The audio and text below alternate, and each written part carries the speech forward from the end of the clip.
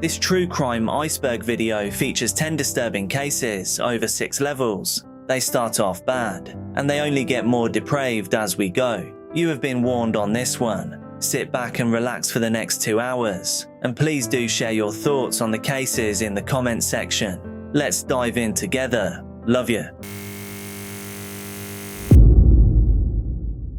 Wilma Andersson, a 17-year-old resident of Sweden, possessed the promise of a bright future. With her glowing long blonde hair and a radiant smile, she seemed to captivate everyone around her. The world was at her fingertips, brimming with endless possibilities. When Wilma was allegedly just 15 years old, she entered into a relationship with someone 6 years her senior. The man was reportedly 21 years old when they started dating, which just seems totally illegal. However, in Sweden, the age of consent is 15, so in this circumstance it appears that no crime was yet committed. This 21-year-old man was a Swedish-Kurdish man named Tishko Ahmed Shabazz. Shabazz, originally from Iraq, had obtained Swedish citizenship in 2014. One thing we need to know about Shabazz, something that will become very relevant later on, is that he was completely obsessed with Donald Trump. Exactly how this obsession started, we don't know. Sweden could not be further from the US in terms of geography or politics. His obsession, though, was so great that he even tried to go to the US to campaign on behalf of Trump. However, his application to do so was denied as he didn't have the right paperwork. Shabazz lived in Uddevalla, which is a town located between Gothenburg and Oslo. The relationship between Wilma and Shabazz seemed good to begin with, but it started to degrade over time. By the time Wilma was 17 and Shabazz was 23, it was in tatters. Shabazz started to create some strange conspiracies aimed at Wilma, the young woman he was supposed to love. In the lead up to the 2020 US elections, Shabazz began to unravel completely. He believed that Wilma was in some way satanic, and to make this delusion even worse, things somehow got intertwined with US politics. Shabazz believed that Wilma was some kind of agent for Joe Biden's Democrats, the man that was running against his hero, Donald Trump. It appears that this was too much for their relationship to bear. Shabazz believed that Wilma bore some of the responsibility for how Trump was polling. Their relationship of over 2 years could not stand the strain, and the couple went their separate ways. However, Shabazz could not let go of what he thought Wilma had done to Trump and the Republicans. He was convinced that 17-year-old Swedish Wilma Andersson was a satanic Democratic agent. On November 14th, 2019, Wilma reluctantly made her way to her ex-boyfriend's house to retrieve her belongings that she had left behind following the breakup. Although it was a task she would rather have avoided, it was the only way that she could repossess her belongings still in Shabazz's house. But after this visit to retrieve her belongings, Wilma mysteriously vanished. Growing increasingly concerned for her safety and unable to locate her themselves, Wilma's loved ones reported her missing to the police 3 days later. It was now November 17th, 2019. When Wilma's parents heard of her disappearance, they reached out to ex-Shabazz. When they initially interviewed him, he assured them that Wilma had left his house and that she was in good health when she departed. However, he denied having any knowledge of her whereabouts now, or having had any contact with her since that time. Yet strangely, he said Wilma's coat and handbag were still at his apartment. This led authorities to start doubting his claims. Wilma's sudden disappearance left her family and friends deeply worried, and now they were stuck, desperately searching for answers. Her loved ones were left trying to uncover any information that could lead to her safe return home. Authorities initiated an investigation into her disappearance, hoping to unravel the mystery surrounding her supposed vanishing act. As the investigation progressed, Wilma's loved ones still held on to hope, simply praying for her safe return. They anxiously awaited any developments that may shed light on her whereabouts and bring her back home.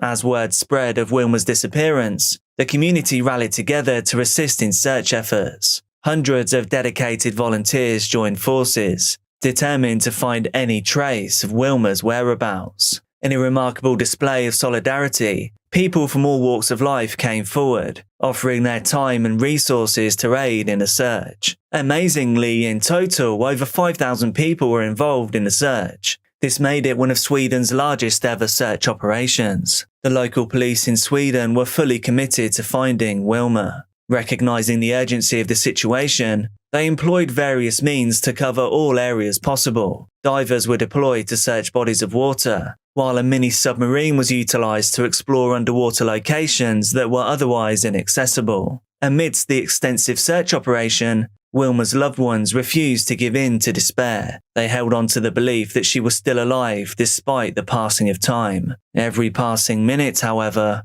brought a growing sense of foreboding. The outlook became increasingly grim as hours turned into days, casting a shadow of uncertainty and concern over the community. On November 28, 2019, Swedish authorities searched Shabaz's apartment in their desperate search for Wilma. She had now been missing for more than 10 days. As the crime scene investigators meticulously combed through every inch of Shabaz's apartment, their initial efforts seemed to yield no sign of Wilma's presence. However, just as they were preparing to conclude the search, a seemingly insignificant travel bag captured the investigators' attention. Curiosity piqued, they carefully inspected the bag, hoping it might hold valuable clues regarding Wilma's whereabouts. The crime scene investigators approached the travel bag with caution. Slowly, they opened it, unsure of what they may find inside. Horror washed over them as the bag revealed its contents. There, nestled within, was a shocking and gruesome discovery: a human head,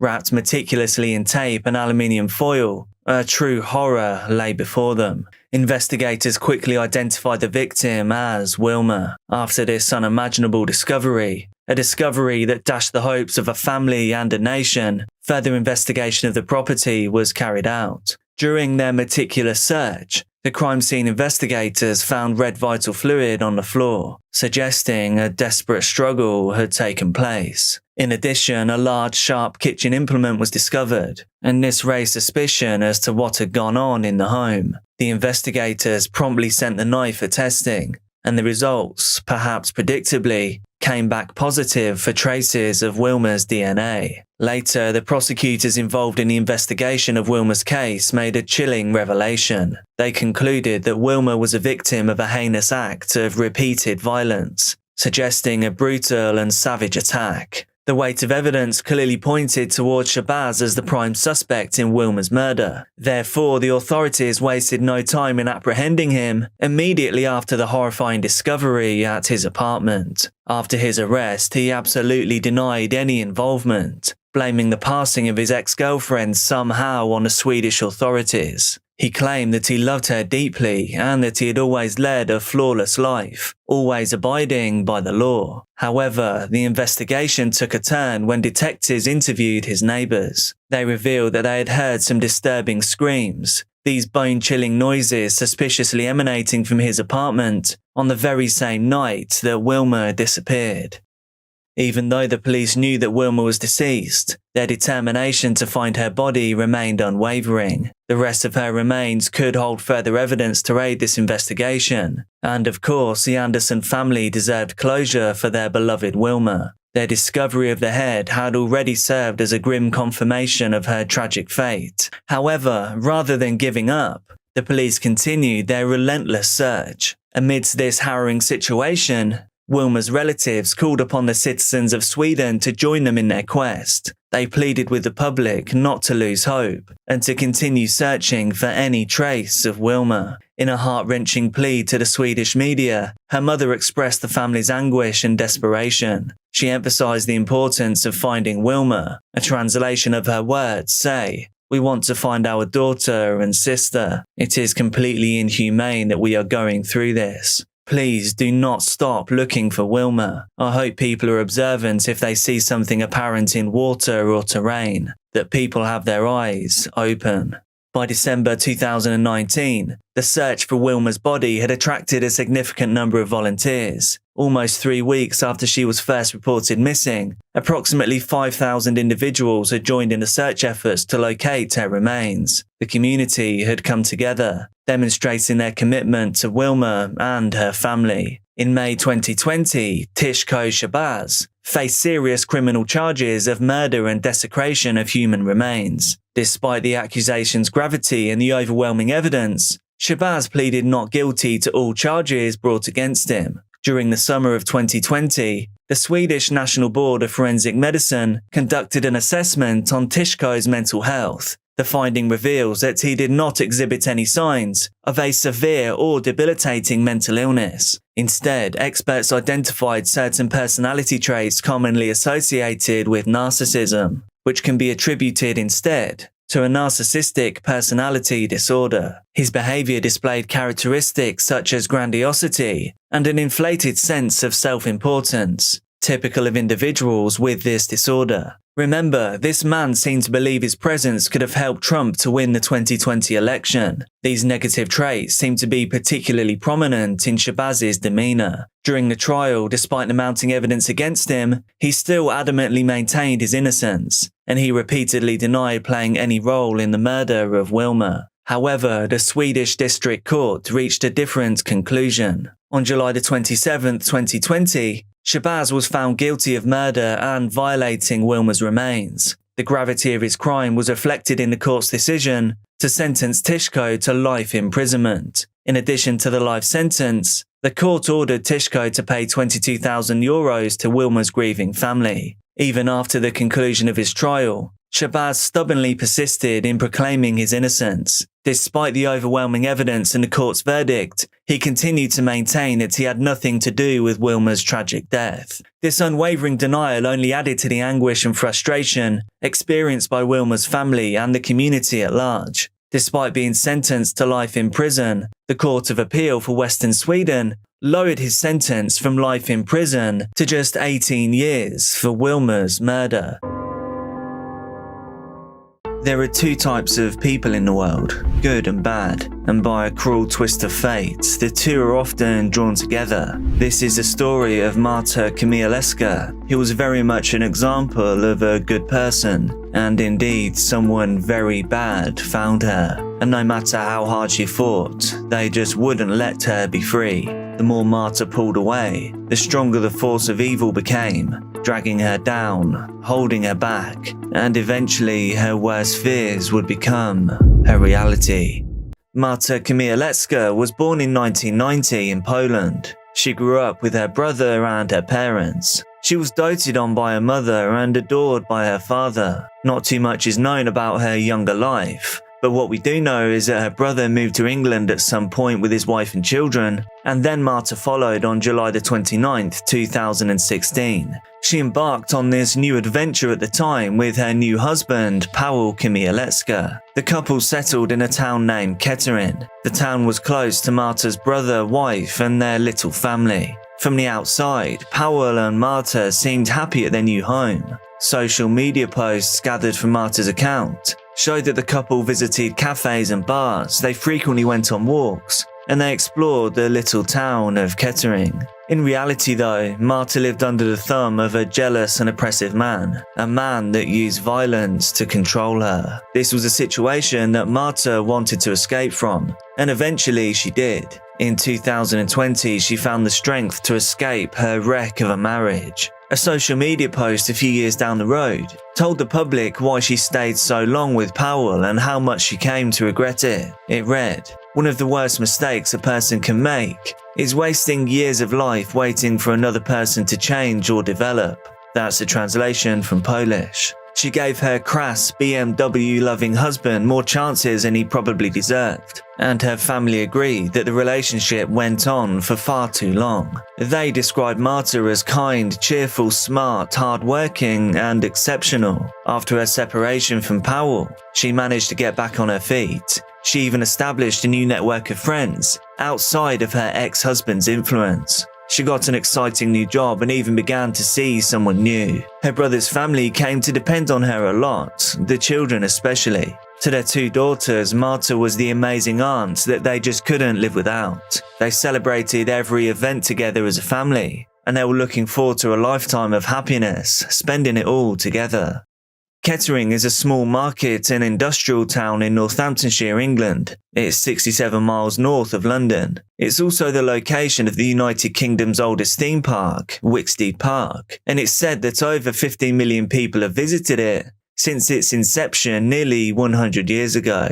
Overall, it didn't seem like a bad place to start over. There were plenty of job opportunities, as well as welcoming communities that accept diverse visitors and new residents. Marta had only been living in Kettering for 4 years before the events in this case unfolded. Powell Komielewska was obsessed with Marta even after their separation. Their divorce was stalled because it required them both to visit Poland to make it all official. But just because Marta was done with Powell didn't mean that Powell was done with Marta. The police reported that he stalked, made threats, and was even violent towards Marta after their relationship had ended. One of his most popular methods of hounding Marta was on social media, publicly. In March of 2021, Powell posted a photo of Marta along the caption, "This smile will stay with me forever." Marta didn't obviously respond, but the messages must have affected her, given their history. It was evidence of a past that she was trying to gain distance from,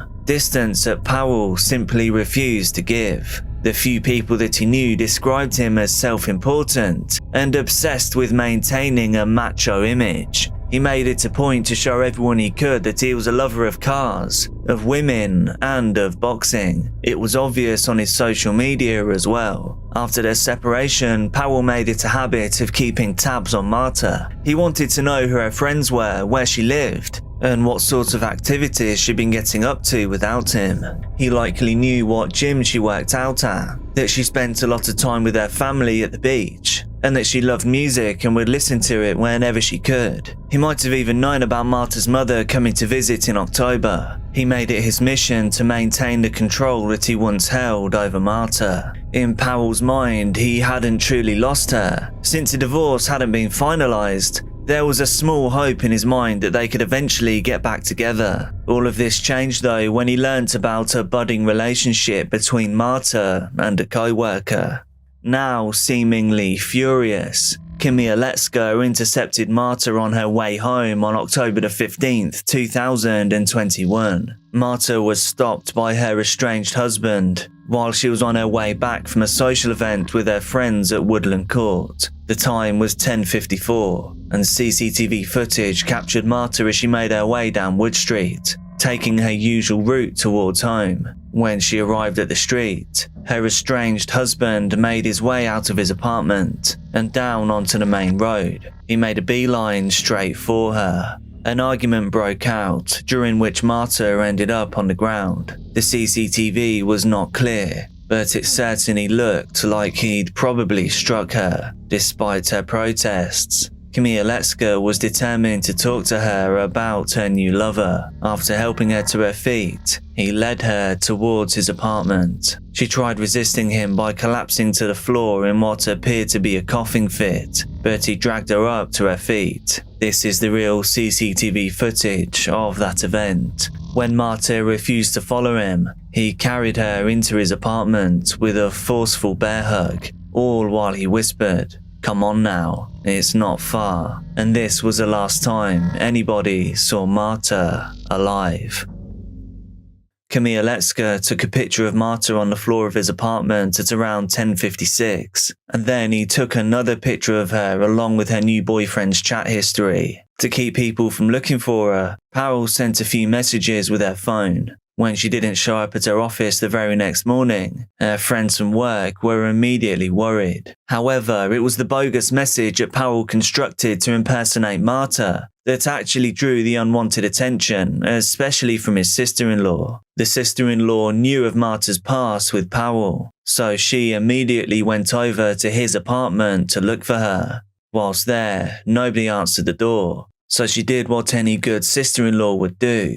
She dialed 999 and informed the police of Komielewska's history of abuse. 4 days had now passed since Marta disappeared. Now the 19th of October, police arrived at Powell's flat. They forced entry as captured on body cam footage. Upon entry, they immediately found Marta already passed. She was laying on Powell's bedroom floor with 32 wounds across her entire body, and the 40-year-old Powell injured beside her. He had a sharp implement sticking out of his neck. He was quickly losing vital fluids from 9 self-inflicted markings. Powell Komialeska was on the fast track to prison thanks to the mountain of evidence they found in his apartment, but the police investigation continued, strengthening the case. The detectives of the East Midlands Special Operations Unit looked into Powell's personal life to uncover a jealous, controlling, and small man. Though it was the CCTV footage that they found that was the most damning, as well as the sharp implement used in the murder still being present at the scene. According to a post-mortem examination, Marta's body was covered in 32 different injuries. Over 19 of the 32 were inflicted on the face and neck, and it was these that the examiner determined to be the cause of her death. Marta also received 7 defensive wounds to her right hand, 5 to her shoulder and upper arm, and 1 to the left of her chest. Allegedly, disturbingly, Powell also used the same implement to cut pizza after doing the deed. 2 days after Marta's death, Powell was even caught on CCTV visiting the shop to buy beer and soft drinks. It also didn't help Powell's case that he had ample motive and opportunity to do what he did. The actions he carried out on that night made it nearly impossible for him to put up an adequate defense against the charges leveled against him. The phone he used to impersonate Marta, as well as his own device, which he had used to photograph Marta after her capture, was still present in the apartment during the police search. After receiving treatment for his self-inflicted injuries, Powell was sent to jail to wait for his trial on October 21st, 2021. He remained uncooperative during the investigation, even going as far as to deny all previous episodes of physical maltreatment leveled towards Marta. However, the withholding of information did not help him when the trial eventually started.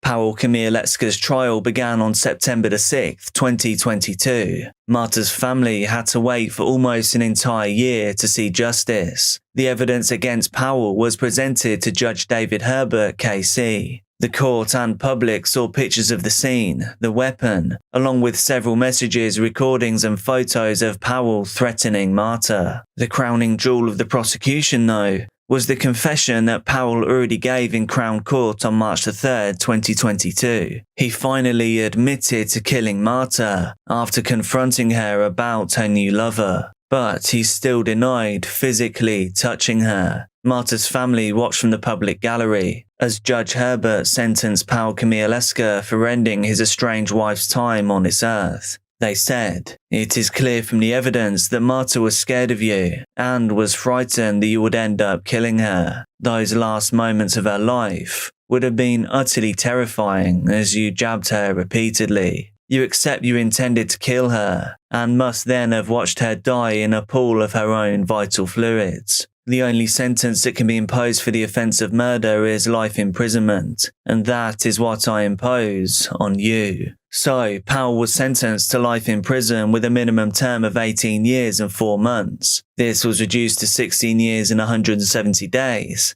because of the time that he had already spent in custody. Detective Superintendent Joe Banfield, who led the Northants Major Crime Unit, spoke outside the courtroom after the trial. Marta was exceptional. She was full of life, she was kind, cheerful, helpful and smart. You never had to ask her for help. She was always just there for us, whatever we needed. She loved our children and was a fantastic auntie to them both. Marta was definitely a daddy's girl too. They had such a bond and such a loving relationship. After her death, her father began stuttering and now finds it very hard to communicate at all. He has really suffered, as have we all.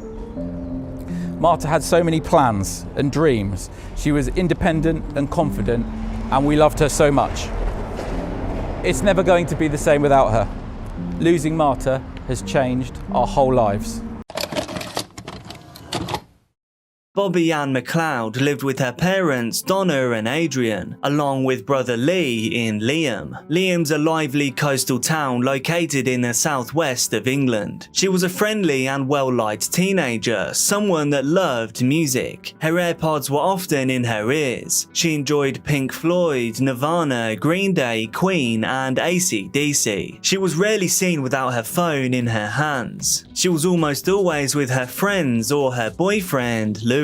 Anyone that knew the pair said that they were head over heels in love and would be together forever. And at 18 years old, they still had forever ahead of them. On November 20th, 2021, it was a normal day in Liam. Bobby Ann, now 18 years old, was planning on meeting Louis as well as their mutual friends in Plymouth. At around 5:45 PM, Bobby Ann left her house. She then headed to the nearest bus stop. This stop was on Bampton Road. It was just a few minutes walk from her house. This was a walk she'd probably done hundreds if not thousands of times before. As she left, she told her father that she loved him. She said to him that she was going into town. It only took Bobby Ann a few minutes to get to the bus stop. After all, she knew this route like the back of her hand.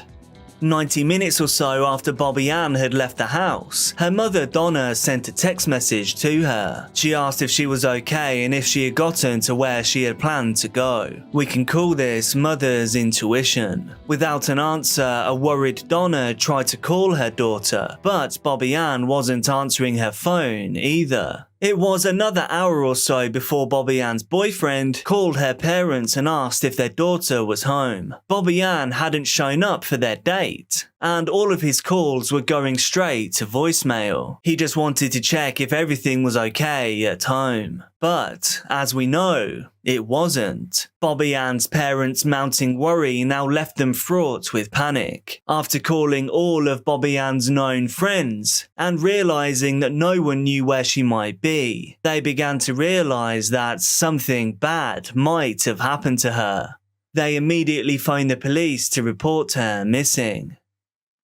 On November 21st, police and volunteers were canvassing the area. They were looking for any sign of where she could have gone. Leaflets depicting Bobby Ann were distributed throughout the city. Her disappearance was reported both on social and traditional media. Her brother Lee wrote on his Facebook page, "I'm begging every single person in Plymouth to help me search everywhere. Searching for everything, please, please people. If you hear anything or see anything, tell me." Knowing that Bobby Ann was supposed to take a bus into town, police then got in touch with the bus service. Bobby Ann never boarded a bus that evening. However, officers did learn from a local resident that he had driven by the bus stop the previous evening and that he had seen Bobby Ann stood there. This was at around 6:15 PM. So Bobby Ann definitely did make it to the bus stop. So what stopped her from actually getting on the bus? The evidence that she was indeed at the bus stop was soon corroborated. They found her AirPods in the walkway behind the bus stop. This area was now cordoned off. Police officers combed the vicinity for any possible evidence. The police also appealed to anyone who had any information useful to the investigation to come forward. A large number of officers were involved in this search. They did all they could to find Bobby Ann and bring her home safely as quickly as possible.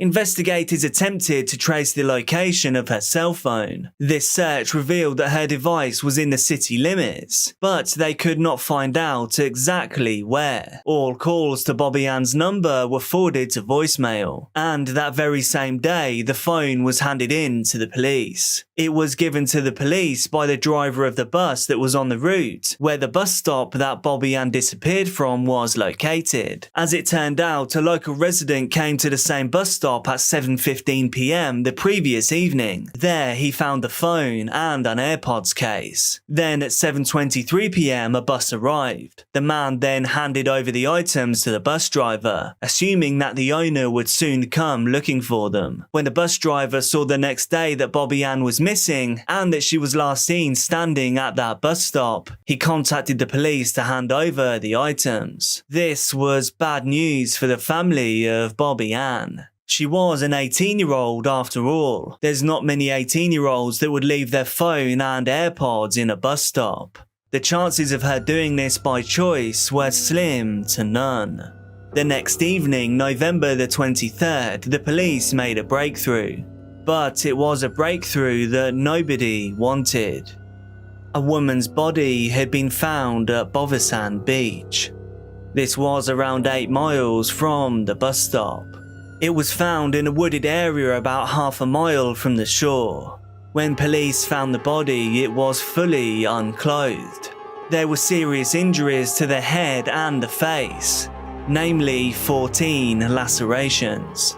The body was quickly identified. Sadly, it was that of Bobby Ann. Hours before, at around lunchtime, a man walked into Plymouth police station. Upon entering, he asked if he could talk to someone, and he told them that he had information about the missing girl. He said he wanted to help the police. A detective was called, and when he arrived, the man said, "I did it."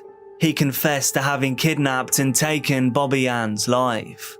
He gave details of the crime committed and indicated on a map the place where he had left the body. Officers harboured hopes that Bobby Ann might still be alive, and immediately they drove there. Unfortunately, their hopes were not realised. When the inspectors made their way through the dense undergrowth and found the body, which was missing clothing and lying face down, there was indeed no doubt that Bobby Ann had passed. Now they needed to get to the bottom of why. The man that entered the police station was 24-year-old Cody Ackland. He was immediately arrested after confessing to the crime. He was the son of an ex-military man. He stayed with his mum after his parents got divorced. In fact, he lived with his mum only a few miles away from the bus stop where Bobby Ann was last seen. A lawyer issued a statement on his behalf that read, "I take full responsibility for Bobby Ann's death." Ackland also said in a statement that he had never met the victim before that evening. He confirmed that he was the one who had abducted the girl from the bus stop. His car, his phone, computer and several other items were seized by the police. To anyone who knew Cody Ackland, he seemed like a good guy. He was the guitarist and songwriter for the local indie rock band Rakuda. On the outside, Cody was just a happy-go-lucky man who loved his band and his music. No one knew that Cody was also extremely interested in serial killers from around the world. His personal list of idols included Joseph DeAngelo Jr., Andre Chikatilo, Ivan Millet, Fred West, and Tommy Lynn Sells. However, number one on his list was Ted Bundy, a serial killer known for slaying more than 30 victims. It was Ted Bundy and his atrocities that Ackland researched in horrific detail. Investigators uncovered 3,216 images on Ackland's phone. Many of them had a disturbing and dark nature reminiscent of horror films. In the days and weeks leading up to Bobby Ann's death, Ackland's internet searches for serial killers became more frequent. He also browsed for remote locations on Dartmoor and for potential weapons. On the day of Bobby Ann's abduction, Cody Ackland was visiting the website of an online sports store. But he wasn't looking for the sake of a hobby. He was looking for ways to get away with killing someone. He browsed baseball bats, ski masks and waterproof clothing. However, he never made a purchase. Despite his clandestine hobbies, Cody Ackland had never come to the attention of the police, nor had he been in any trouble with the law before. But on November the 20th, that changed dramatically. Bobby Ann was an accidental victim who, by an evil coincidence, ended up in the way of Ackland, who that evening had decided to search for prey. He recounted his version of events to the investigators. A story that is not easy to listen to. Bobby Ann arrived at the bus stop at about 6:15 p.m. Cody, who was driving a Ford Fiesta around the neighborhood, spotted her waiting alone. As he later told detectives, Bobby Ann resembled his ex-girlfriend in appearance. But he said that resemblance was not the emotional trigger that motivated him to attack. In my personal opinion, that is a weird thing to include in a confession if there was not some truth in it. He said he was simply looking for a victim and wanted to carry out his long-held plans, his twisted fantasies. If Ackland had not come across Bobby Ann, he claimed he would have still carried out his plan. He said the victim could have been anyone, regardless of gender. However, on that evening, he saw Bobby Ann. He parked his car in the road just behind the bus stop. After watching her for a few minutes and making sure that no one else was around, Ackland took his pre-purchased hammer, crept up to Bobby Ann, and struck her twice in the head.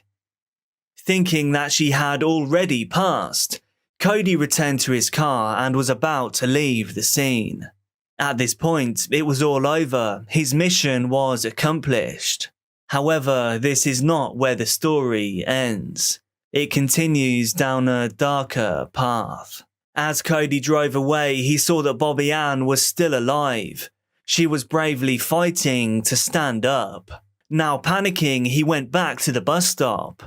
He grabbed Bobby Ann, and he bundled her semi-conscious body into the footwell of his car. He then drove her 20 miles away to a forest in Dartmoor. They arrived at a car park in the middle of a wooded area at around 7:45 p.m. His plan was to simply leave the body there, but Bobby Ann was still alive, and amazingly still conscious.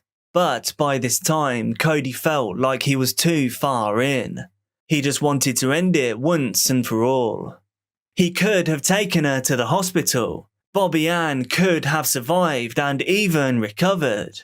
But instead, he helped her out of the car. Bobby Ann heartbreakingly told him, "I'm scared." To which he responded, "So am I. I've never done this before."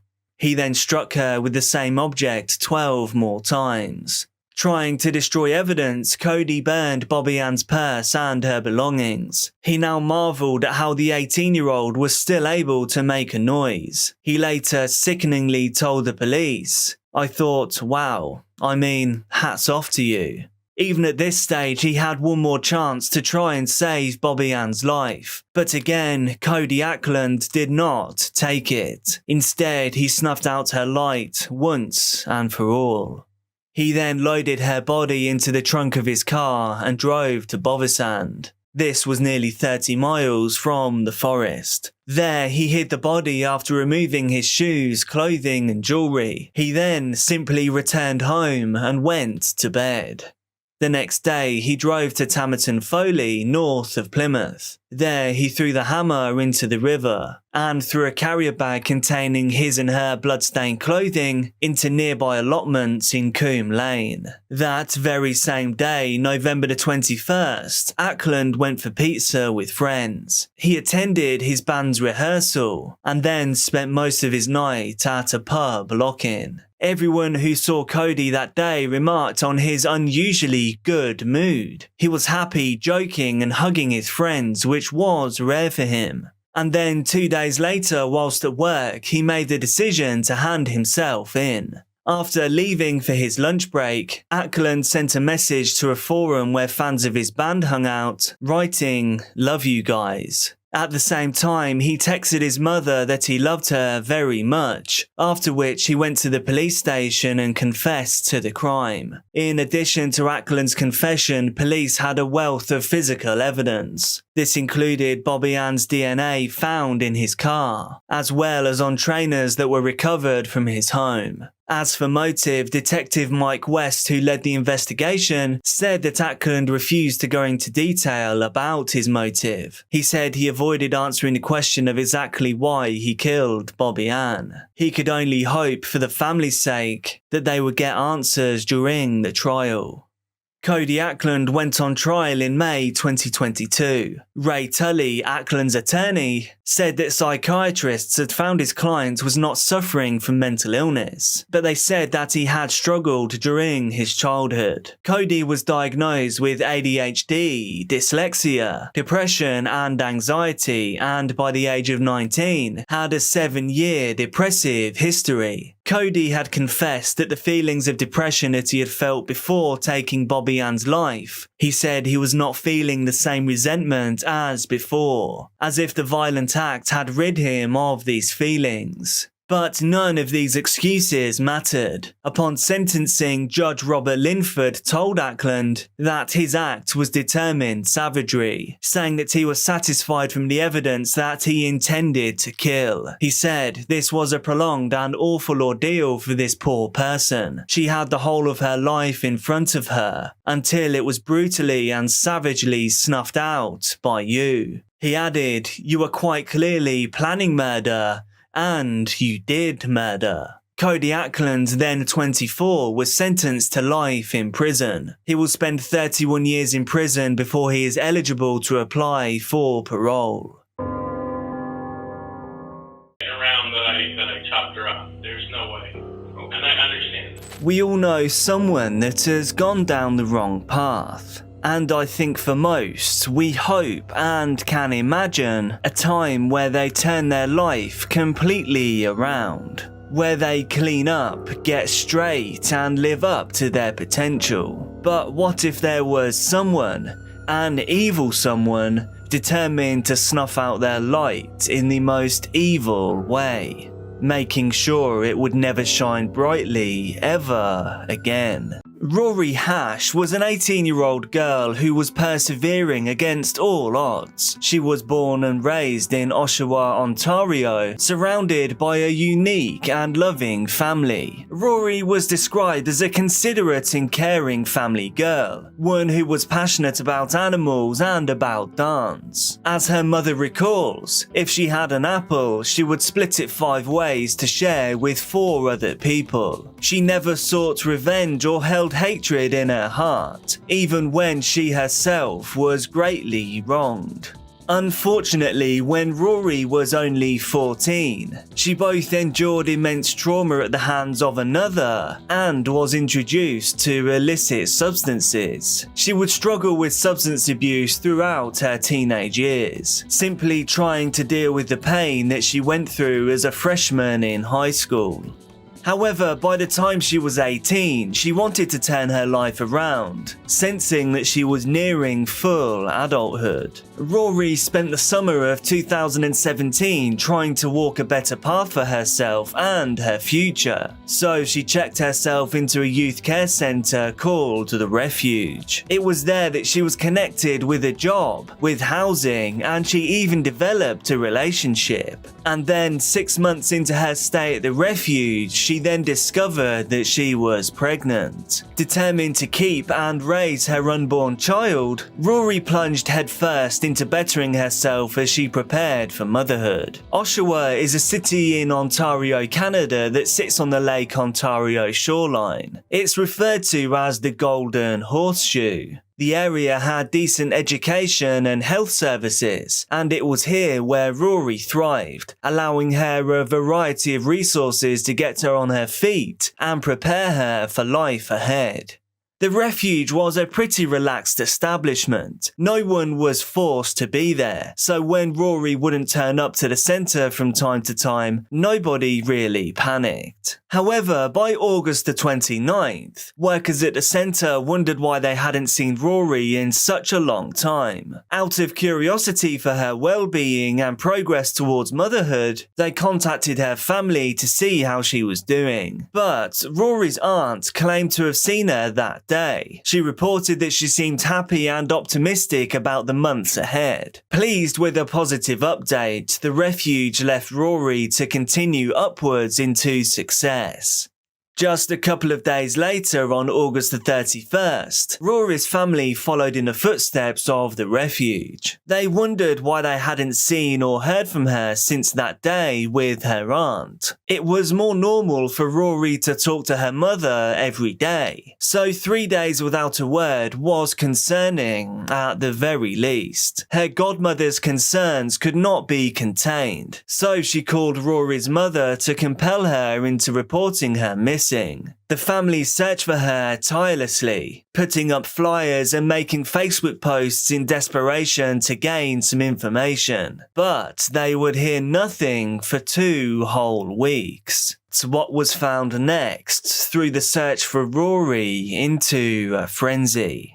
On September the 11th, 2017, a group of fishermen saw a strange vessel bobbing in the water. What they reeled in was a horrifying catch, a hollowed out human torso. Durham police were quick to jump on the case of this chilling discovery, attempting to piece together what could have happened. It was immediately obvious that whoever this was, their other body parts had been intentionally removed. This must have been the work of a ruthless, psychotic individual.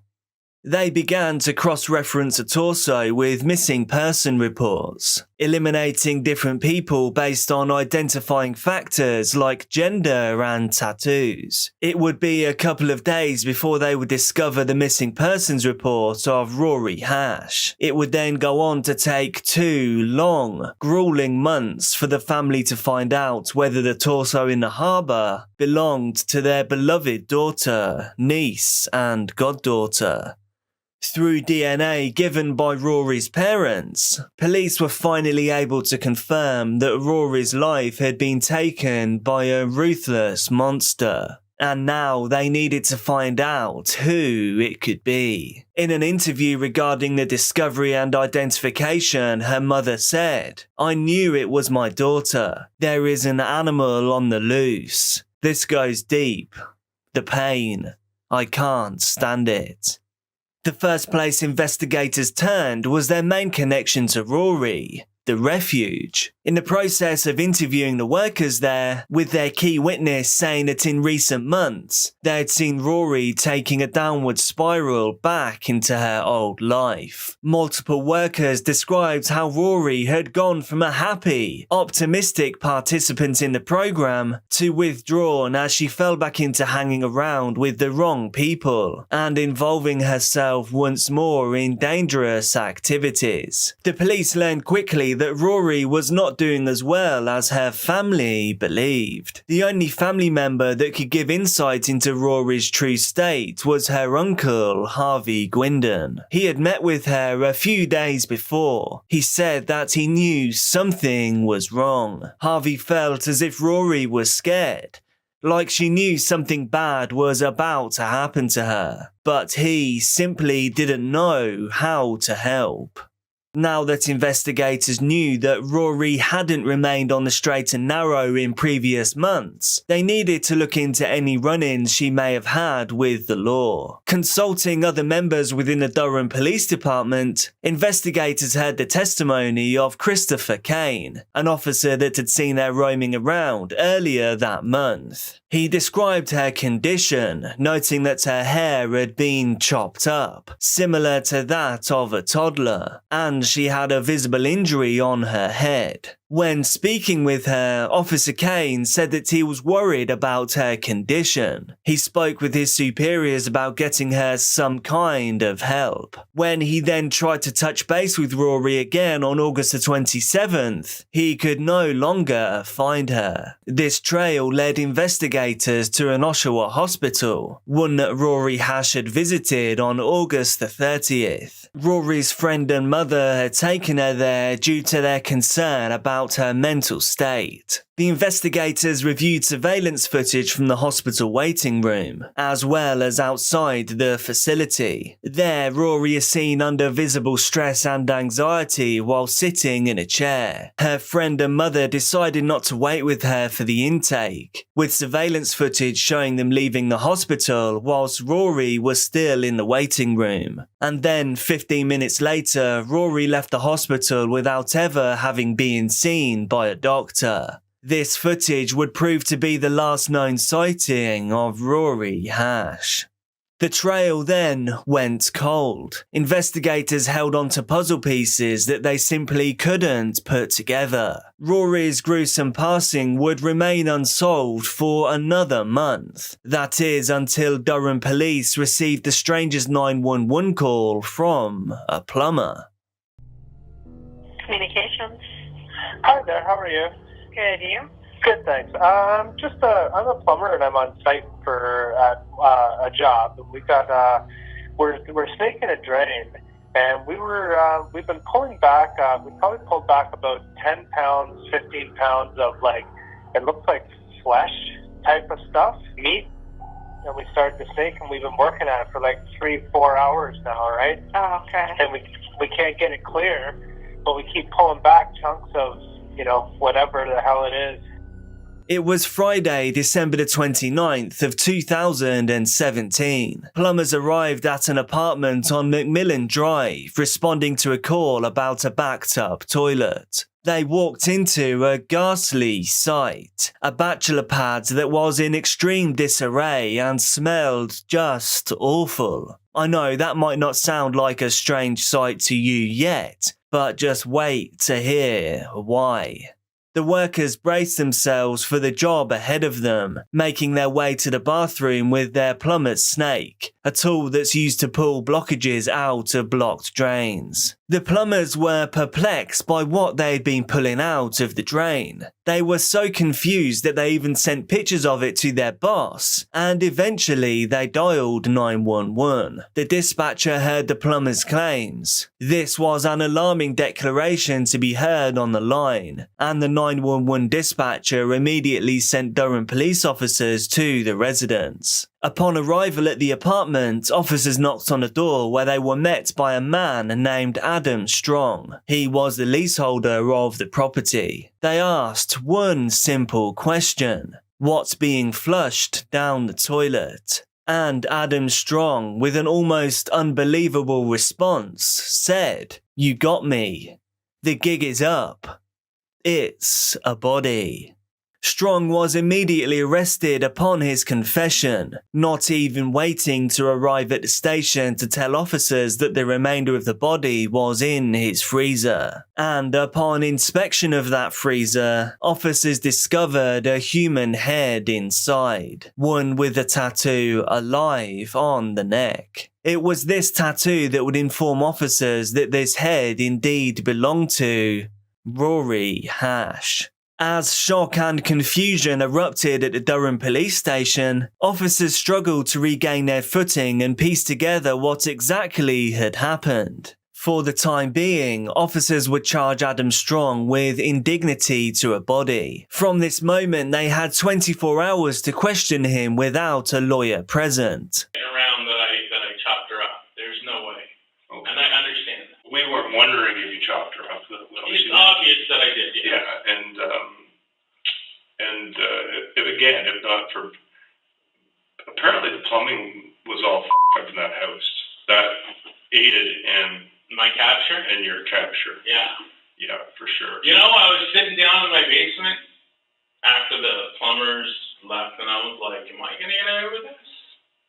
I don't know. Should I leave now?" It was during this interview that Adam would shut the book of his testimony completely, giving investigators 3 hours of nothing, making statements like, "I heard these things can take hours. Is that true?" Officers knew that now they were getting nowhere, disgusted by Strong's nonchalant, laid-back nature. He now strongly denied ending the life of Rory. though he was responsible for defiling her body. Durham police decided they would gain evidence to prove Strong's guilt without his confession. Officers then re-entered the worst apartment they had ever seen, Adam Strong's residence, one that was littered with Rory's DNA, including on a bent hammer. Realizing that Adam Strong was responsible for Rory's gruesome and appalling end, they continued to search the apartment for more weapons. Amongst garbage bags filled with remains and Rory's running shoes, investigators came across a sharp hunting instrument. Due to their findings up to this point, police knew that this weapon had to be significant in their case. They subsequently sent it to the lab for DNA testing. Although the weapon did test positive for female DNA, it confusingly was not Rory's.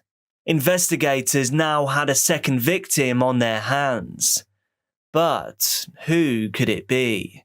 Candice Fitzpatrick was 19 when she disappeared in 2008. She led a similar life to Rory's, one that was characterized by the balance between struggles with addiction and with the desire for a better life. Candice had been having family troubles and wanted to be out on her own, something that would eventually prove to be her downfall. Although it's worth noting, she isn't the one to be blamed for this in any way. Adam Strong, being held in custody while still claiming his innocence, told a prison officer about what he had done with the remains of Candice. Accompanying officers to a general area in Oshawa, Strong directed officers to the spot where he thought he might have buried Candice a decade earlier. And indeed, Strong was now on the hook for not one but 2 lost lives. A second interview had to be conducted. Strong's second interview took place on November the 8th, 2018. His attitude here was equally as disgusting to the investigators. How you doing? Good, you? Meh, had better days. Do you see how upset I am? No. You're pretty calm. Under the circumstances I'm a little concerned how calm you are. It was all done in one evening. Oh, really? Oh, yeah. Like this was all one piece, and then this was all one piece. I couldn't. Yeah. Really? Sorry, man. I don't remember. Really? Yeah. It wasn't important to me, man. Instead of reacting in shock and utter disgust, the officer fed into Strong's desire. A twisted desire to talk about what he had done in his abysmal apartment. The Durham police were hoping that Adam's willingness to talk, sharing about what he had done to the remains of 2 women, would lead a jury to believing Strong was responsible for both of their passings. Paul Mitten, the interviewing detective, would sit, eat and talk casually with Adam Strong for 12 hours, in hopes that a judge would allow it in Strong's trial. What are you going to anchor him for? Wendy's triple? Yeah, that's doable. No pickles. Iced tea, no ice. 2, their value, spicy chicken wraps, and a grilled chicken Caesar salad. Okay. Is that outrageous? Oh, and a ranch and a Caesar? Oh my God, thank you. I don't know how appropriate this is, but I'd like you to pass on to her mother and her father my condolences. I would like to, and I fielded this to my lawyer, and he's not interested in it, and I don't understand why. Of spilling the beans. And being as comfortable as I can in jail. Like an allowance. I don't know. I don't know. Like internet access, like a TV. Like I don't have anybody who's going to buy me a TV. I don't expect to get out of jail free card. I don't. I just want to be comfortable in jail, man. To the advantage of the prosecution, Paul had spent the beginning of the second interview with Adam talking about how his time in prison had been going, hearing Strong's extreme praises for his vacation in the prison system. This made it abundantly clear that Adam was willingly and boastfully offering every second of that 12-hour footage by his own choice. Despite this, Rory and Candice's family wouldn't receive a shred of justice. That is, until March March of 2021. The evidence found in Adam's apartment, along with the deeply unsettling attitude he had during his interviews, left no questions in the mind of a jury. They found him guilty. Guilty of way more than just indignity to a body. Cheering resounded in the courtroom as Adam Strong was sentenced to life in prison for ending the lives of both Rory Hash and Candice Fitzpatrick. The presiding judge claimed that Adam Strong was a dangerous predator and that he would never be seen in public, never see freedom again. Rory's mother addressed the public after sentencing by saying, "Rory was the only thing I did in my life worth talking about." On the morning of January the 11th, 1992, two brothers sat in their car. They were driving towards a popular hunting spot that they visited in Madison, Indiana. While this drive was nothing new to them, they spotted something that they did not expect to see on the side of the road. A kind of strange object that they couldn't quite make out. Pulling the car over, the two exited the vehicle and their hearts dropped. This was not a strange object at all. It was the burned remains of someone. The police were called at 10:55 a.m., where an investigation was immediately launched. Melinda Loveless was a 16-year-old girl from New Albany, and she struggled with her home life. She witnessed her father putting her mother through endless torment, resulting in her mother repeatedly attempting to end her own time on this earth, and this spread throughout her childhood years. With her parents' ultimate divorce, Melinda did her best to establish a circle of friends who could support her. Laurie Tackett was a 17-year-old girl. She had childhood experiences very similar to Melinda, growing up in Madison, Indiana, with parents who allegedly maltreated her. 15-year-old Hope Rippey, whilst more mild than the other two, also experienced a turbulent relationship with her parents amid their divorce, connecting with Melinda and Laurie in their teenage years. Tony Lawrence, who was friends with Rippey since childhood, had struggled after experiencing an attack by a boy in the neighborhood as a child. She too found solace in a group of friends. Shanda Shara was born in Pineville, Kentucky in 1979, ultimately moving to New Albany after her parents divorced. Whilst there, she joined the girls' basketball team and she seemed to be thriving. New Albany is located along the Ohio River in the Midwestern area of the United States, which was historically known for steamboating and as a center for supplies and medical aid during the Civil War. Now, as a major city in Indiana, it has revitalized its downtown scene where each of these girls would call home. In 1990, Melinda Loveless began dating Amanda Heverin. Both of the girls were 14 years old at the time. Despite the young love between them, it was difficult for Amanda to get close to Melinda. It was said that Melinda had consistently displayed erratic behavior, and she struggled to maintain healthy relationships. It was about a year later when Amanda met Shanda at middle school, but it wasn't on good terms. The two of them had gotten into a physical altercation. Since both of them were apparently to blame for the incident, Amanda and Shanda were placed in detention that day. And whilst there, they actually began to talk and get to know each other. Amanda was confused at the interaction, as was Shanda, as they both realised that they could actually be good friends instead of enemies. Deciding to squash the tension between them, Amanda and Shanda became friends. They would send letters back and forth to each other, where they would plan special outings. Amanda had even asked Shanda to come with her to a school dance. Although there did seem to be a romantic tone to their relationship, at that age it wasn't seen to be anything serious. Remember that at this time Shanda was 12 years old. As the relationship between Amanda and Shanda developed, Melinda became increasingly jealous, unable to contain the anger that rose within her at the thought of her girlfriend spending significant time with someone else. Remember, Melinda and Amanda were an item. Upon hearing that Amanda had asked Shanda to come to the school dance with her, Melinda decided to show up to the event to find Shanda and to confront her. Shanda had no idea what was coming for her. As she was casually dancing, she was met with angry screams of Amanda's girlfriend. Not quite knowing how to respond, Amanda and Shanda both assured Melinda that they were just friends, leaving Melinda utterly dissatisfied and the situation unsettled. In retaliation, Melinda decided to do her best to hurt Amanda for taking her friend Shanda to the dance by getting revenge. She began dating another girl without ever officially breaking up with Amanda. Amanda did her best to battle with the erratic behaviour that Melinda was demonstrating, trying to continue her relationship with Shanda as normal. Later that same month, Amanda and Shanda decided to attend a music festival together, and this threw Melinda into an uncontrollable rage. Melinda began to threaten Shanda in public, making her nervous about what Melinda may do.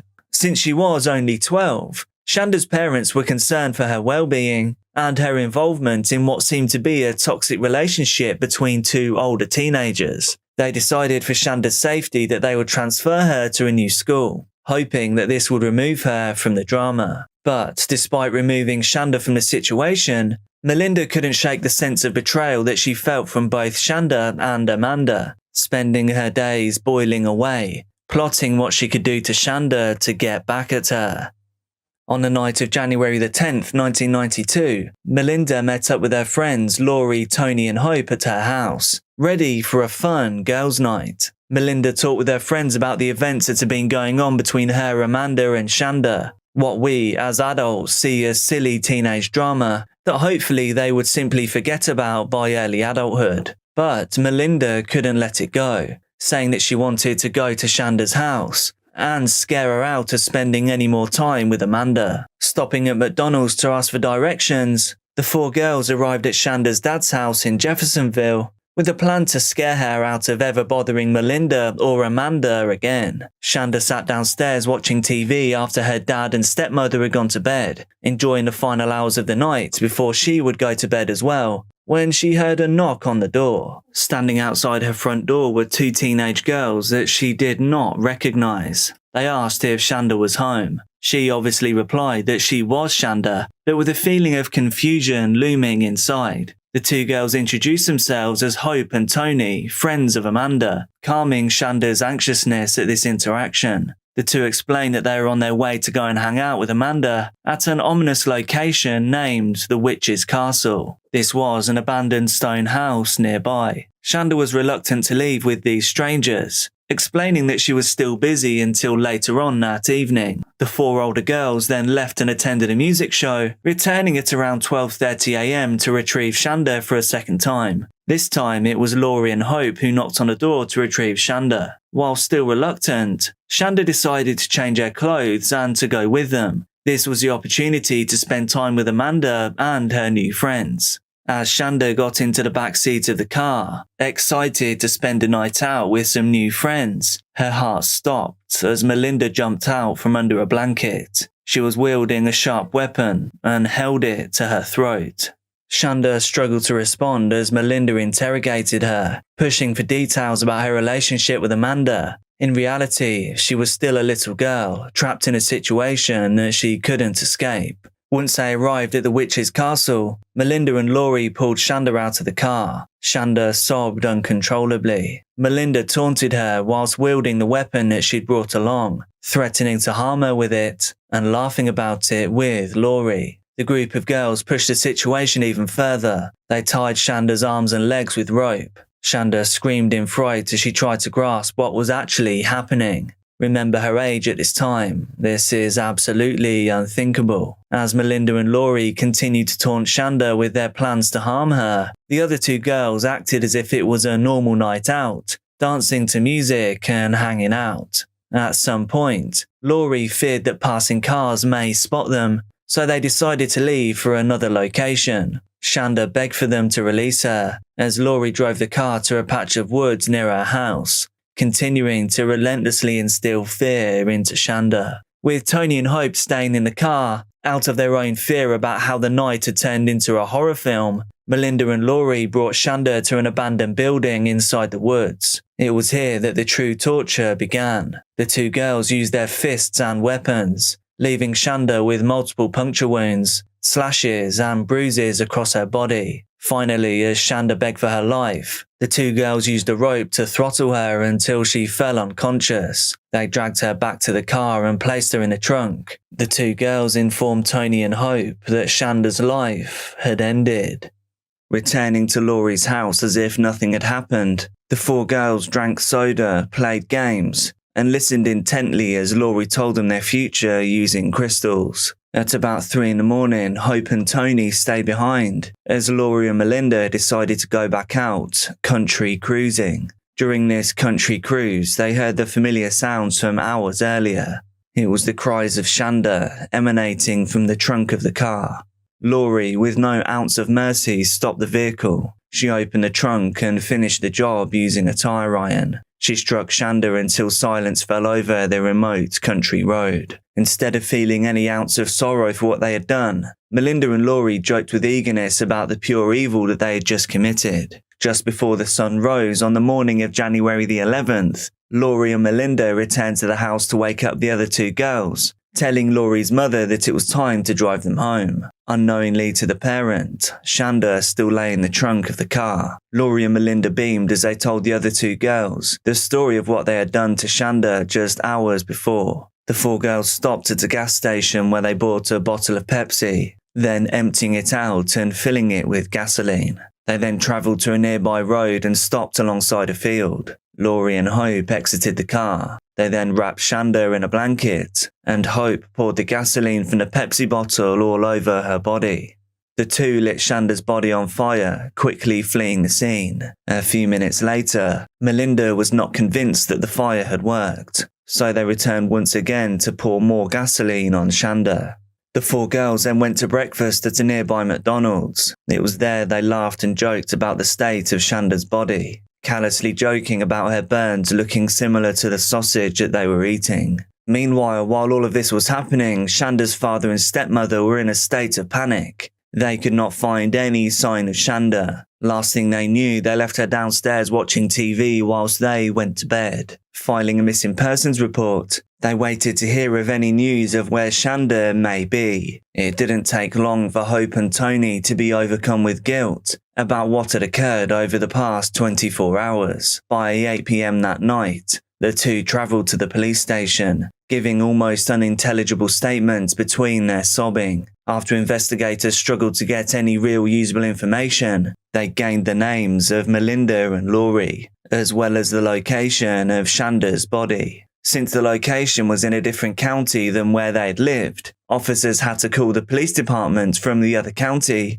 where they were quickly able to match the story the girls had told with the missing persons report from a few hours before. It didn't take long for detectives to identify the unrecognizable body of Shanda Shara, having to use her dental records. It was almost unfathomable that this type of horror could be committed by teenage girls, by people posing as friends. Shanda's family left devastated. A later autopsy revealed that both times Shanda was set on fire, she was still alive.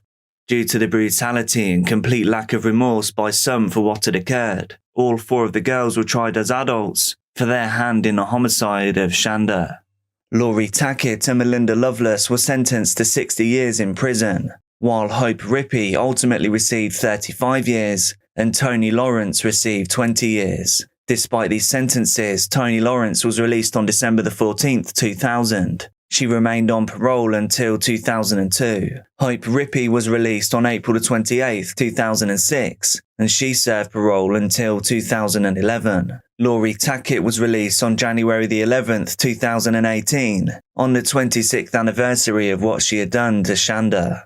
Melinda Loveless, the jealous mastermind behind this operation, was released on September 5, 2019, and she is still serving parole. Shanda's father passed away due to complications relating to alcoholism in 2005. Shanda's mother and younger sister still struggle to this day, battling with the reality of the events that had occurred, a task made even harder by the fact that all of them have now been released from prison.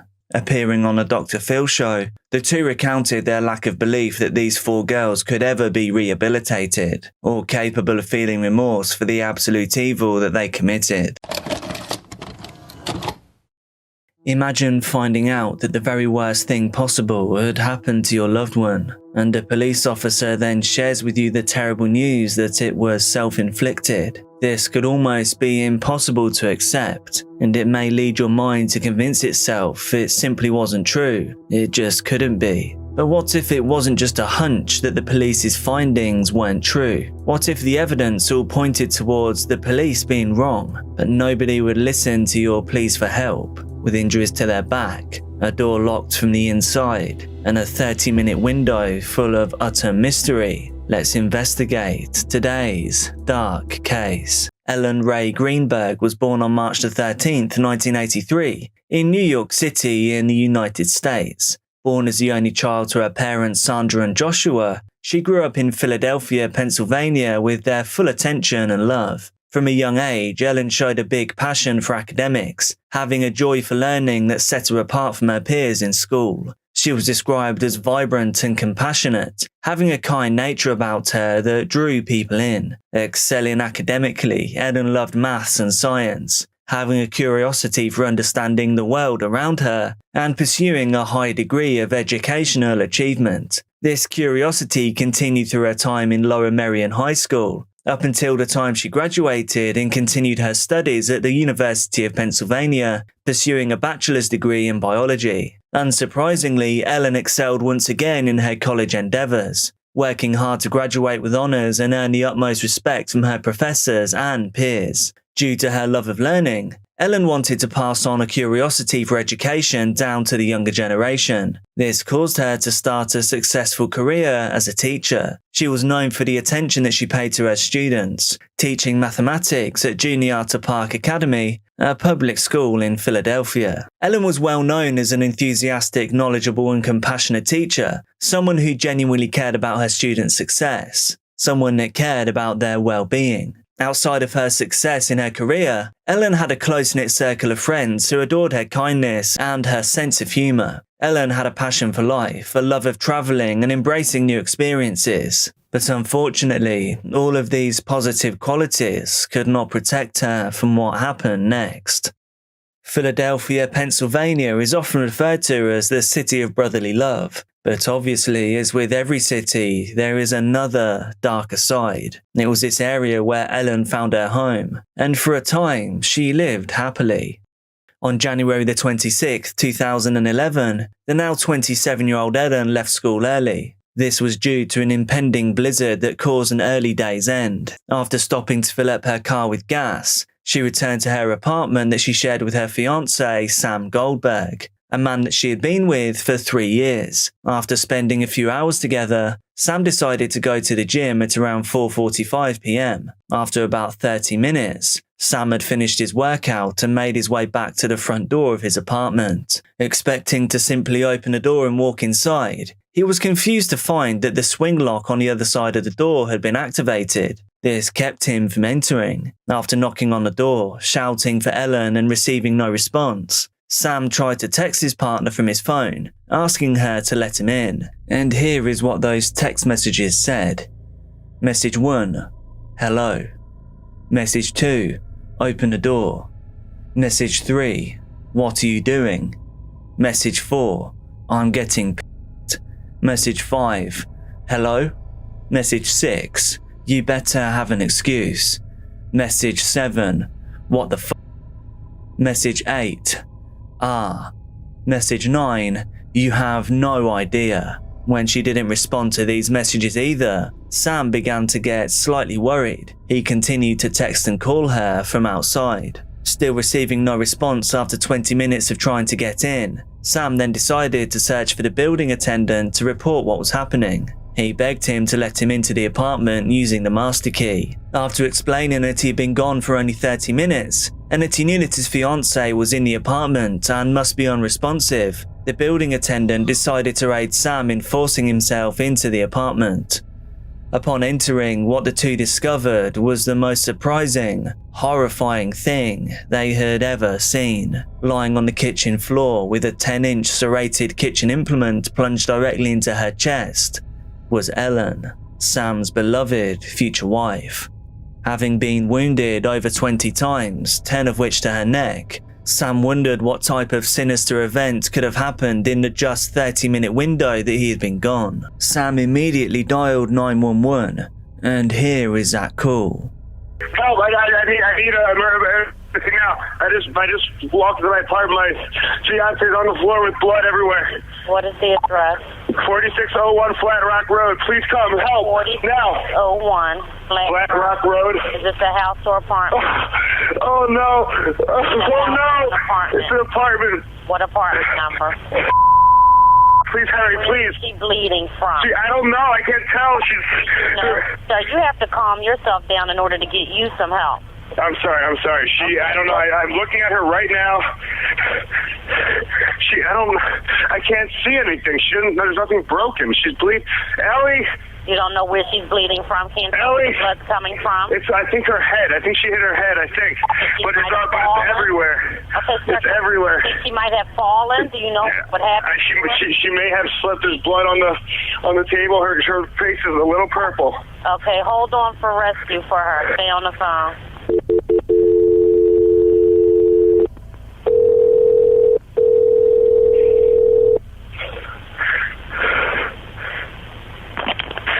Fire Department 842. What's the address? No, 4601 Flat Rock Road. Please hurry.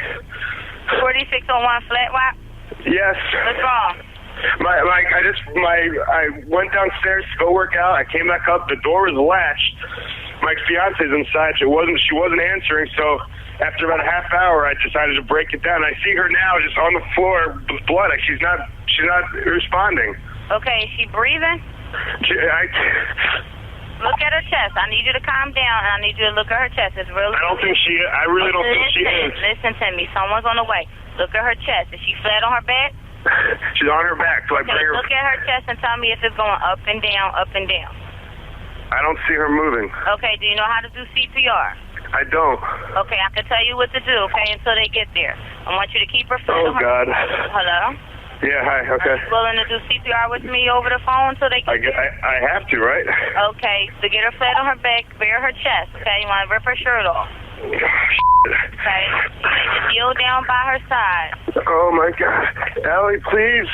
Listen, you can't freak out, sir, because you Okay, I'm trying not to. Her shirt won't come off. It's a zipper. Oh, my God. She stabbed herself. Where?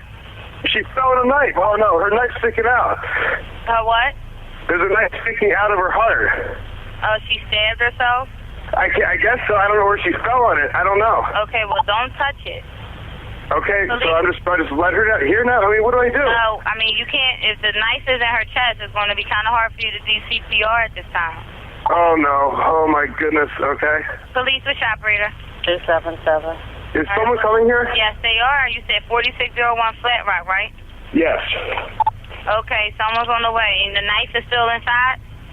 Wait, so what? The knife is still inside of her? Yes, I didn't take it out.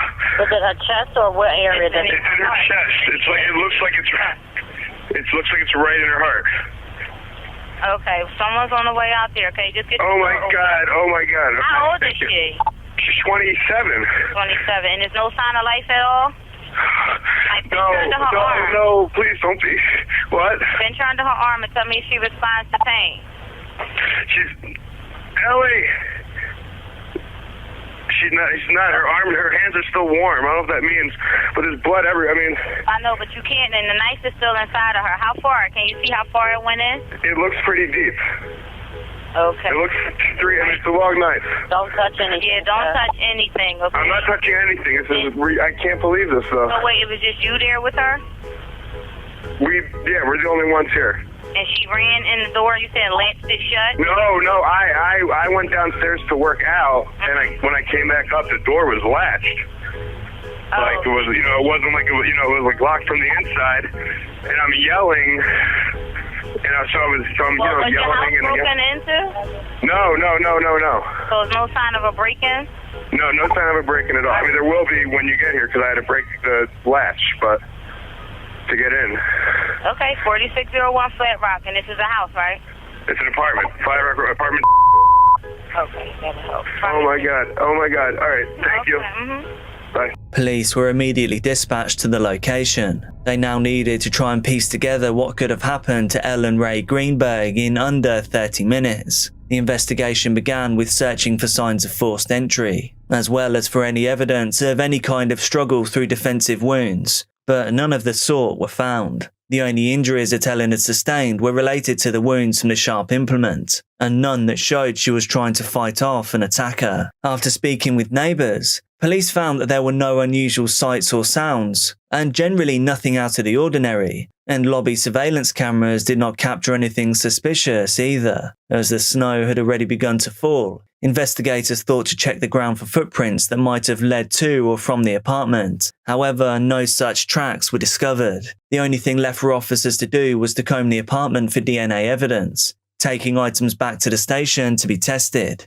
After pronouncing Ellen as officially deceased, police turned to Sam, Ellen's fiancé, requesting to interview him and collect a statement. After spending a prolonged period of time questioning Sam, police determined that his alibi was solid and that he had no hand in what had happened to Ellen. After testing on the DNA evidence was returned, every scrap of DNA was found to belong to Ellen, revealing no additional evidence of anyone else being in the apartment. With these findings, officers decided to rule Ellen's passing as a horrific, self-inflicted event.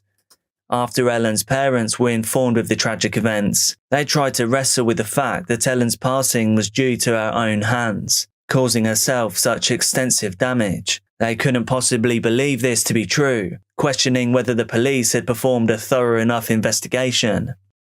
Shortly after, Ellen's autopsy was completed by a medical examiner, an autopsy that concluded what had happened to Ellen must have been a homicide. This was both solemn yet validating news, as Ellen's parents couldn't possibly believe that Ellen had done this to herself. After all, she was squeamish even when getting her ears pierced. How could she have had the courage or stomach to do this to herself, and so repeatedly?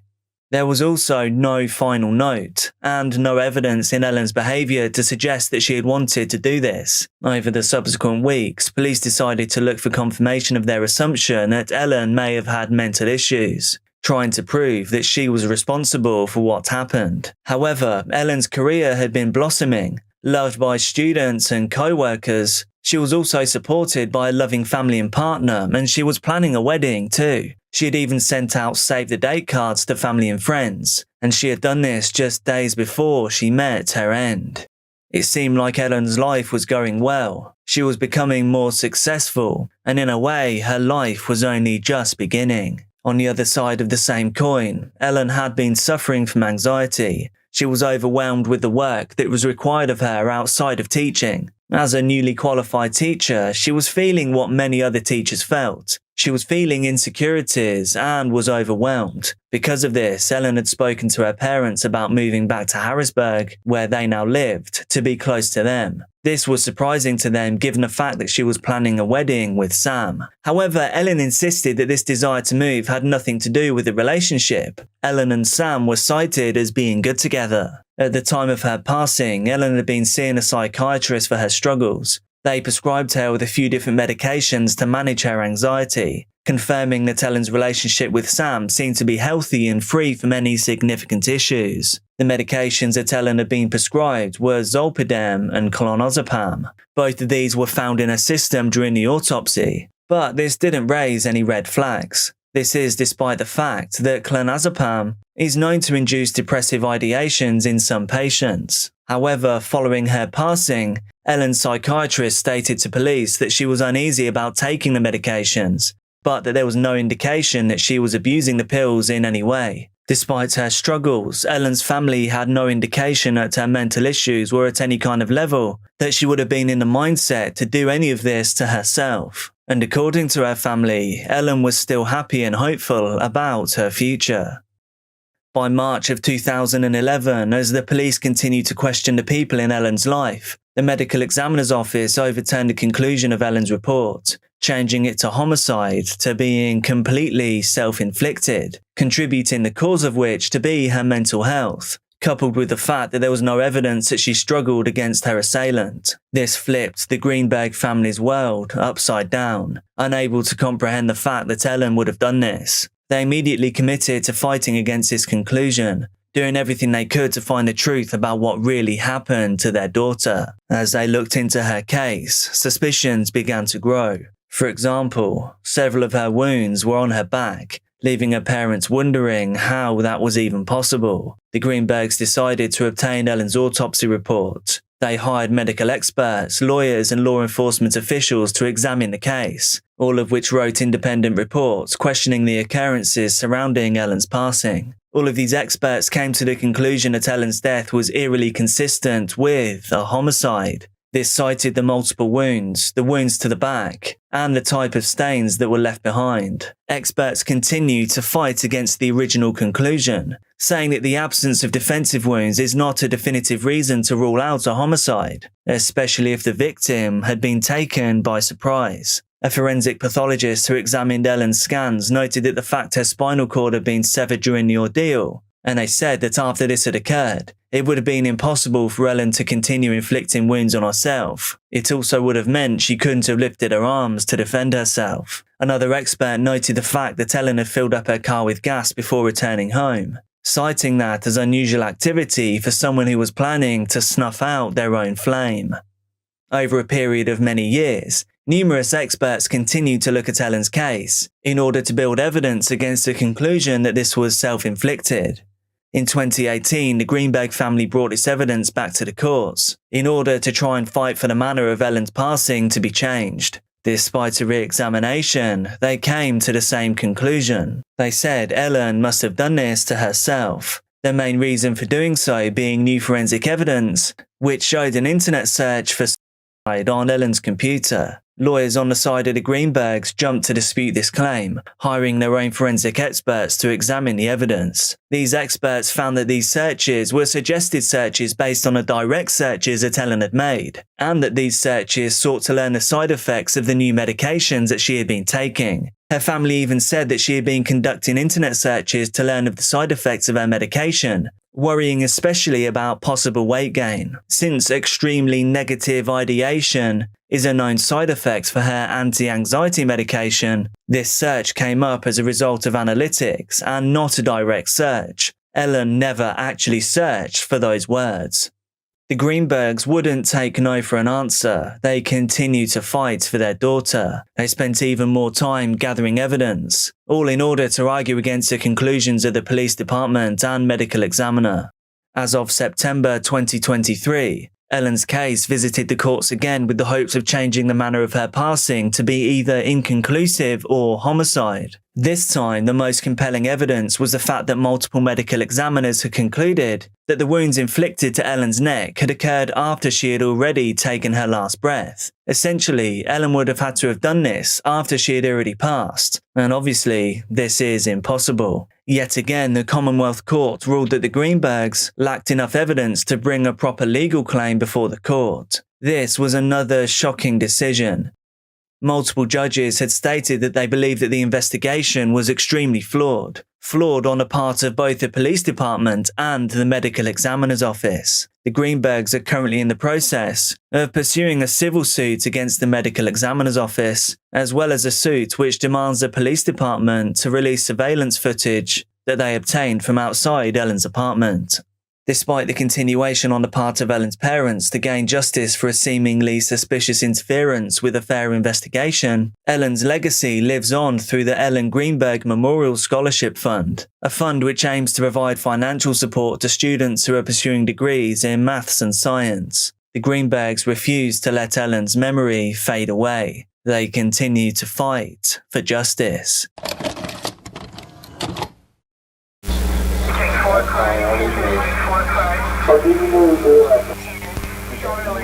WCPO journalist Elaine Green began her path to TV notoriety as a model on the long-time aired popular US talk show, The Mike Douglas Show, which began broadcasting in the early 1960s. Elaine was then hired in 1969 by Al Shuttlecott to be a fashion reporter for WCPO. Elaine and Al would later become an item. Being a fashion reporter was a position that required plenty of knowledge on the subject, but few real journalistic skills. However, Elaine had a natural talent for being in front of the camera. She quickly built an easy rapport with people, and so her interviews came across as very natural. Partner Al saw her promise, and so he personally trained her to be a news journalist. So no matter her routine, she really did seem born to do this. She took to news reporting like a duck to water, a position she would stay in for over a decade. WCPO really became her home from home. She had dreams of one day marrying her partner and boss, Al, as well as starting her own production company and becoming a real media powerhouse. She was more than settled into the news station, covering stories throughout the entire 1970s.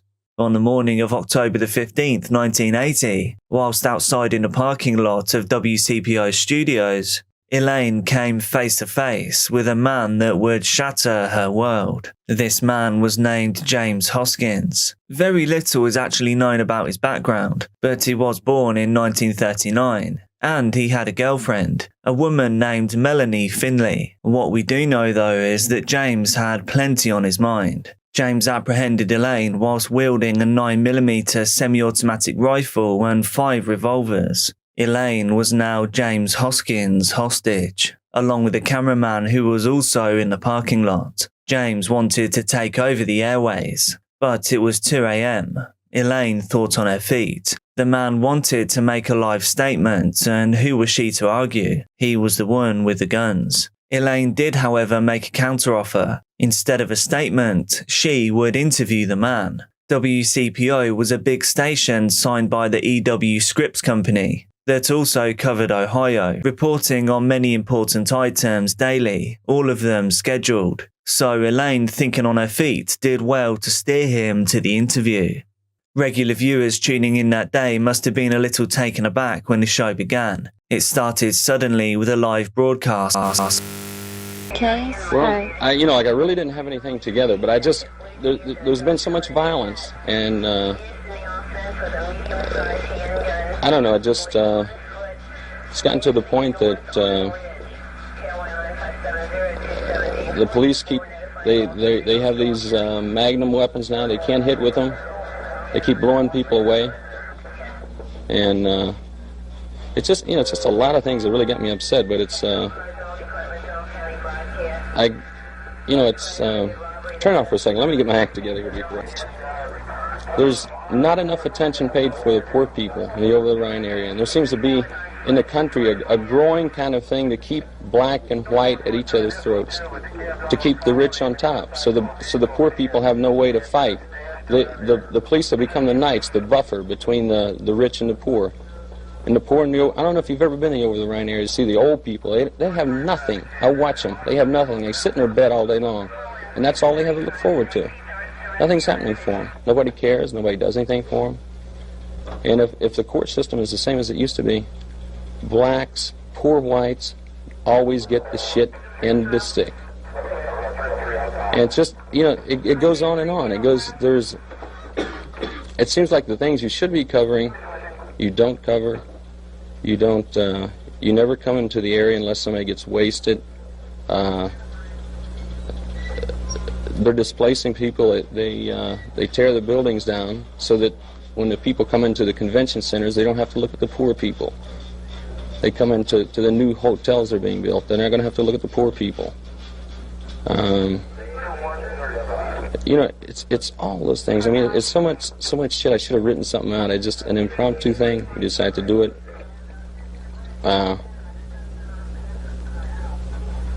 And the violence has gotten me to the end that I can't comprehend it anymore. So I see the people, they get their paychecks on first of the month. They get mugged. And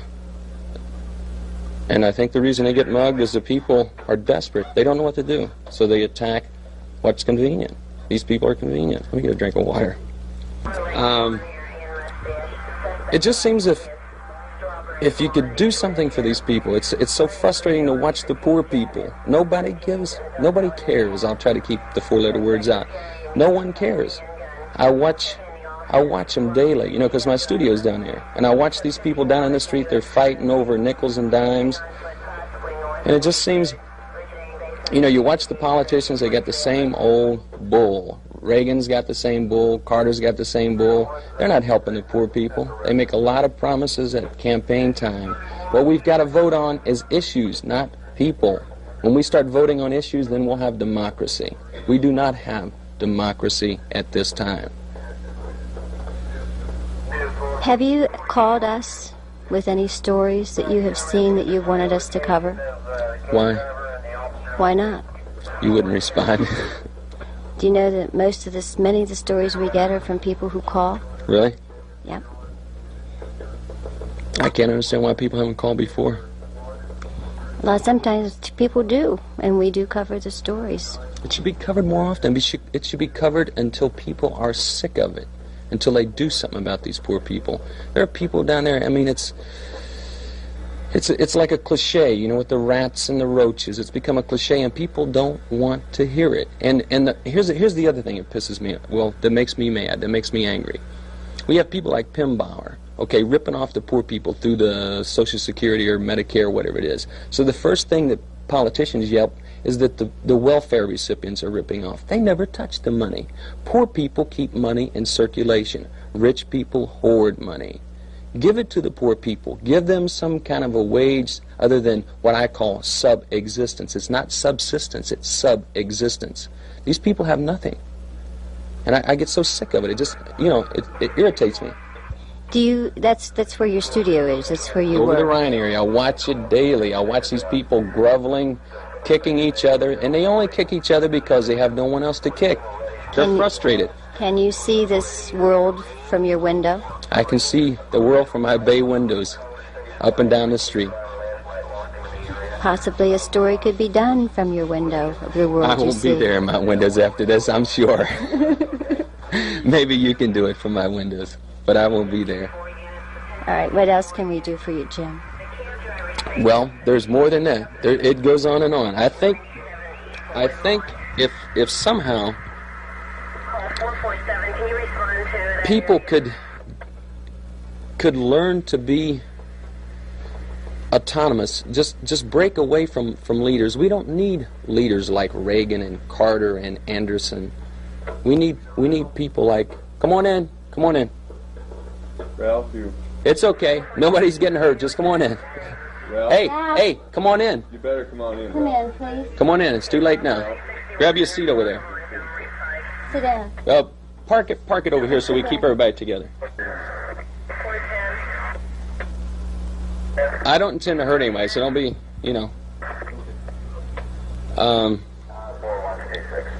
it's, it could be me too. It could be my problem. Maybe I've gotten too concerned with it. But you watch this. I've been living there. I guess I came from San Francisco. I lived there for a year and a half, and lived in an art commune out there. Came back and immediately saw, the area just. These people, nobody helping them. The drop-in center helps some, okay? And what is the people from Music Hall? What's her name? Irma Lazarus. They've all tried to close the drop-in center. You get programs going, and the people want to close it because it's an eyesore. Granted, these winos are, as somebody described in the newspaper the other day, slobbering and all this, but they need help. They need help like everybody else. But mainly just the poor people. If you could only give the poor people something. If you could, tonight, I think it was on your Channel 9. What's the guy's thing that always starts out, I could be wrong? Is that Channel 9? He starts off on prisoners. Prisoners are people too. Prisoners, to me, they're always talking about rehabilitating. These people have never been habilitated. You can't rehabilitate someone that's never been habilitated. They need a chance. But he talked about them, because they're painting their cells. They're trying to help them a little bit. He talked about it like it was, it's some waste of the public taxpayers' money. There's a lot of waste of taxpayers' money. Other than painting the cells of what was it, Lucasville? Why don't they build a few more prisons so they can separate them a little bit?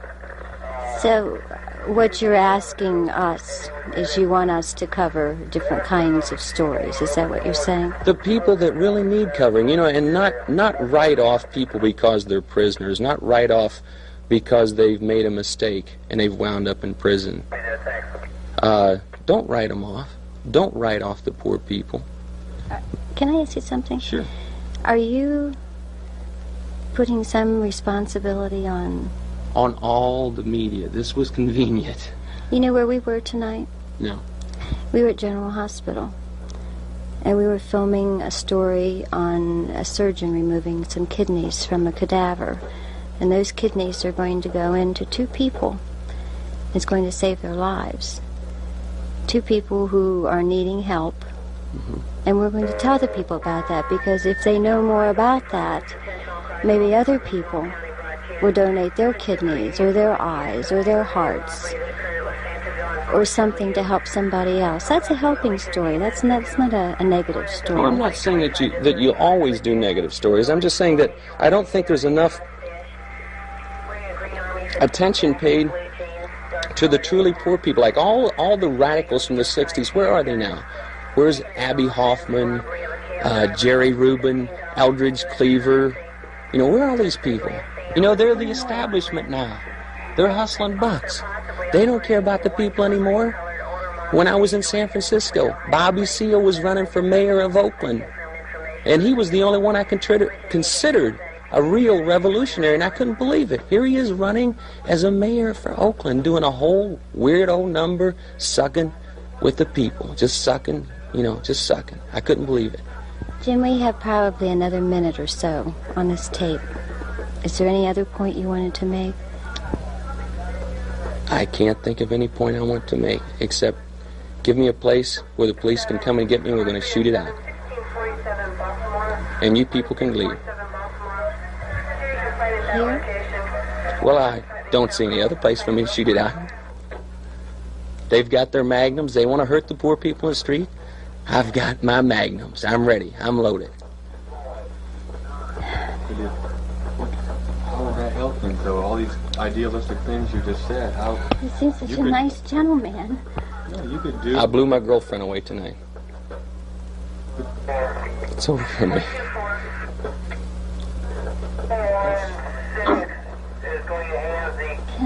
We had planned to do big things. We had planned to take your station. And through madness,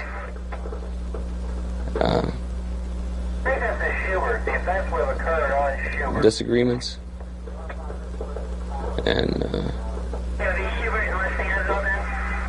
just madness on my own part. I'm on disability. We used the disability. Initially, I used it. We learned in San Francisco, this is a hustle. You learn to use disability to buy weapons. You grow dope to buy weapons. People are arming. Everybody's arming. And in the process, somewhere along the line, through taking Valium, tons of Valium, and some other kind of weird drugs, just trying to keep in there so they continue to give me the money so I could buy. I bought all kinds of lathes.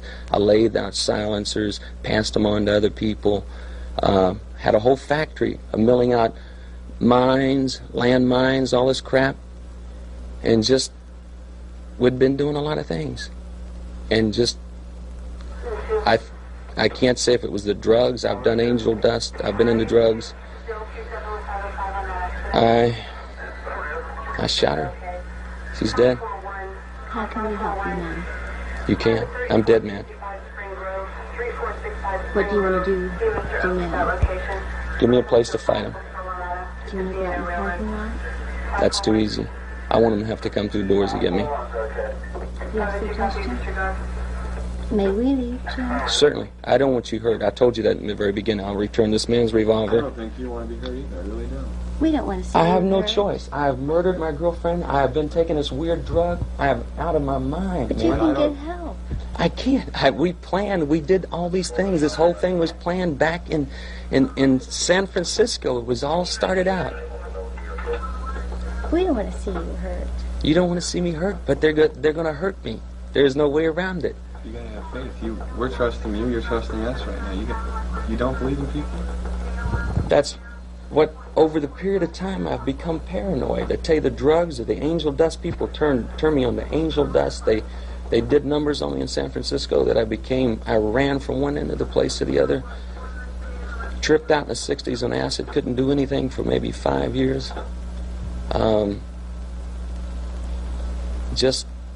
I know that I'm slipping away. Can't we help you before you slip in? You don't want to slip completely away. I'm gone. All they'll do, I don't know. there is no help for me.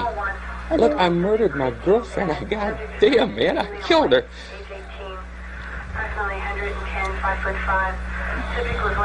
I'm trying to hold it together. I killed her.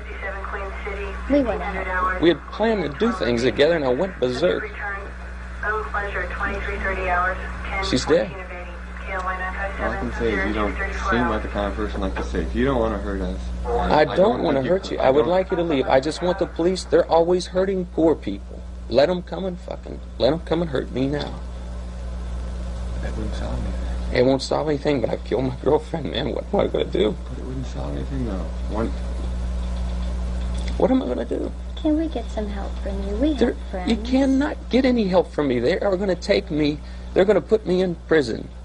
They're going to put me in there. They're going to put people in there where they rape you. They turn this thing off so you don't get these 4-letter words. After ending the interview, Dale Menkhaus from the Cincinnati Police SWAT team could now begin negotiations. Menkhaus recalled the moment in a later interview, describing Hoskins as one of the coldest people that he had ever encountered. In a monotone voice, Hoskins told Menkhaus, "Well, it's time. I'm going to do it now."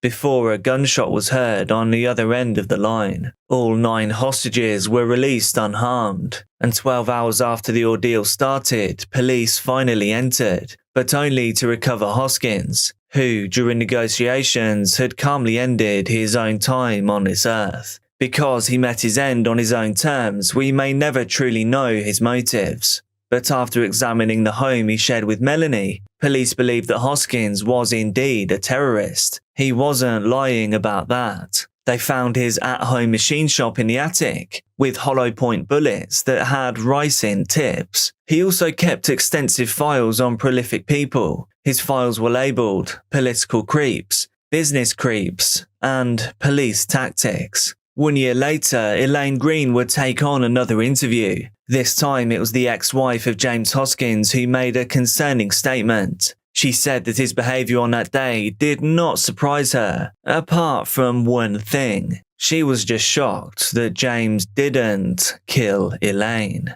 When interviewed, the hostages present that day agreed that everyone survived simply because no one did anything stupid. Elaine Green received a Peabody Award in 1981 for her bravery and professionalism throughout a difficult interview under duress.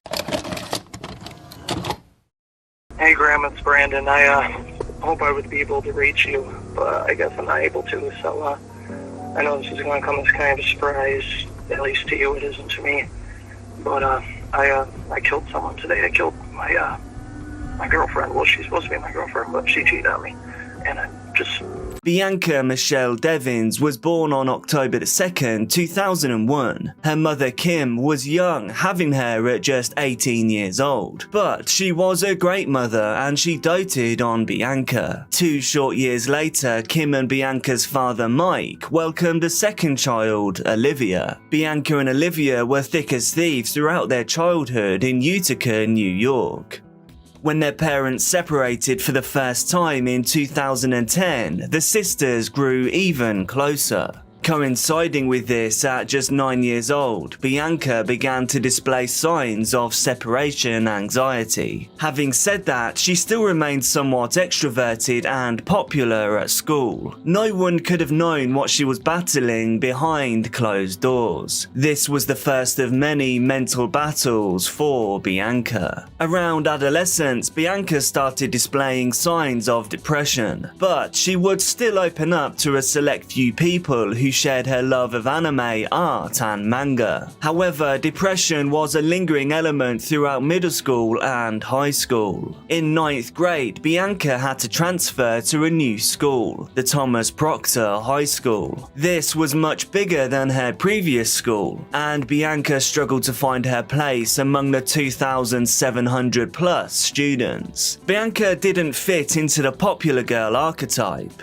with her style leaning more towards emo or alternative. Her struggles had progressed so far around this time that it was a major hurdle for her to even get to school in the morning at all. On some days, she would simply say, "I can't do it," and wouldn't go. On other days, she would manage to get to school, but would have to be sent home early. To make things even worse, she also became triggered by loud noises and shouting at certain times. This led to pretty frequent panic attacks.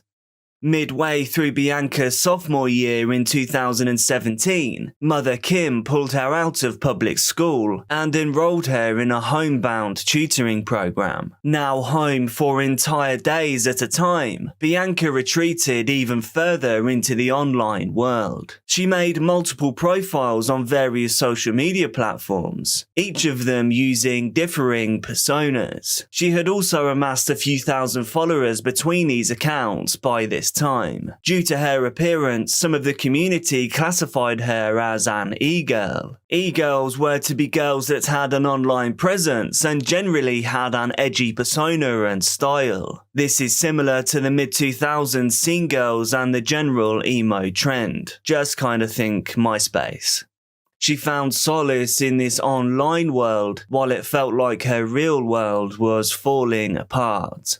In early 2018, Bianca was officially diagnosed with borderline personality disorder, otherwise known as BPD. She was moved to the Satan Institute, a residential placement facility. This was the best thing that could have happened to Bianca at that time. She found a counselor that she liked. She began to understand herself, and now she started to fit in with other people at the facility. Bianca's mental state improved drastically. She moved back home in February 2019 and even returned to Proctor High School, where she eventually graduated. She made plans to attend the local Mohawk Community College, only 15 minutes away from her family home. She wanted to major in psychology to help people through their own mental struggles. Bianca had many mental battles that she had overcome, and now she wanted to give people the tools to do the same thing. If she could make it out the other end, then so could they. Everything for Bianca was finally falling into place. This included her love life. In the spring of 2019, before graduating, Bianca met a man through Instagram. Shortly after, the pair connected on Discord, where they sent messages to one another and formed a friendship. This man's name was Brandon Clark. Brandon was a 21-year-old Lyft driver from the Syracuse area. This was roughly an hour away from Utica. Brandon had a rocky childhood, bouncing around in the foster care system, and he too struggled with mental health. He bonded with Bianca over their struggles, along with their love of gaming and anime. Bianca's mother approved of Brandon. She was originally apprehensive that she'd met him online, but Brandon impressed her. He was extremely polite and just seemed like a very nice guy. He would come over to the house regularly, and Bianca's family was happy knowing that she had someone to look out for her. He and Bianca did end up briefly dating, but later they agreed that their relationship would be open and non-exclusive. Bianca especially was still young, she didn't want to be tied down, and Brandon said that he understood this. She would rather just be friends, and Brandon was happy with this. All in all, they were back in a good place.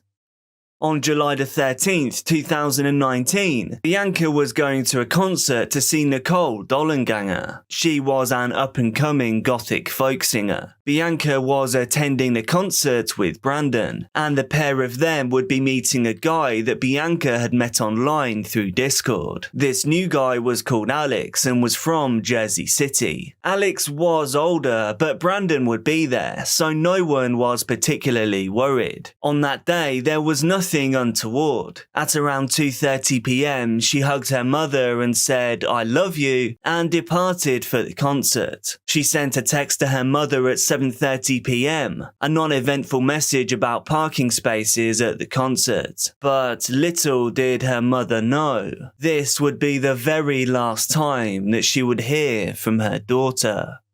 At 7 a.m. the next day, the family was awakened by a knock at the front door. It was the police, and they wanted to talk about Bianca.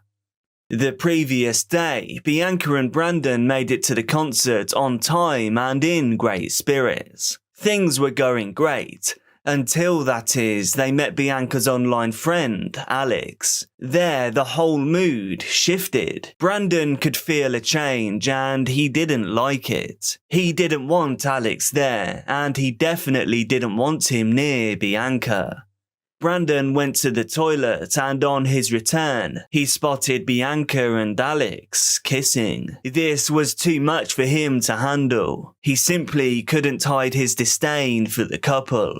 As the concert was wrapping up, Bianca sent a text message to Alex that read, "I think he saw me kissing you." Bianca and Brandon then left the concert sometime after 10 p.m. Alex left in his own car and made his way home. The pair had a long drive back to Utica ahead of them, around 6 hours, but it would feel even longer with Brandon in a bad mood. While in the car, she sent Discord messages to a friend. She implied that Brandon saw her kiss Alex and that he was now angry. The two argued in the car about the nature of their relationship. Bianca reminded him that they had agreed not to have a monogamous relationship. This was no longer an exclusive thing, and therefore she could kiss whoever she wanted, as could he. She knew the argument was far from resolved, but she'd said everything she wanted to say. They could talk more in the morning. With that, she fell asleep in the back seat whilst Brandon drove. But as she slept, Brandon spiraled downwards into a very dark place. In fact, his mind went down a path darker than any of us could imagine. As they reached Bianca's hometown, Brandon parked his car on a dead-end road about 10 to 15 minutes from Bianca's home. He wasn't ready to take her home. Instead, he took to social media with a number of chilling posts. One of his posts read, "Here comes hell. It's redemption."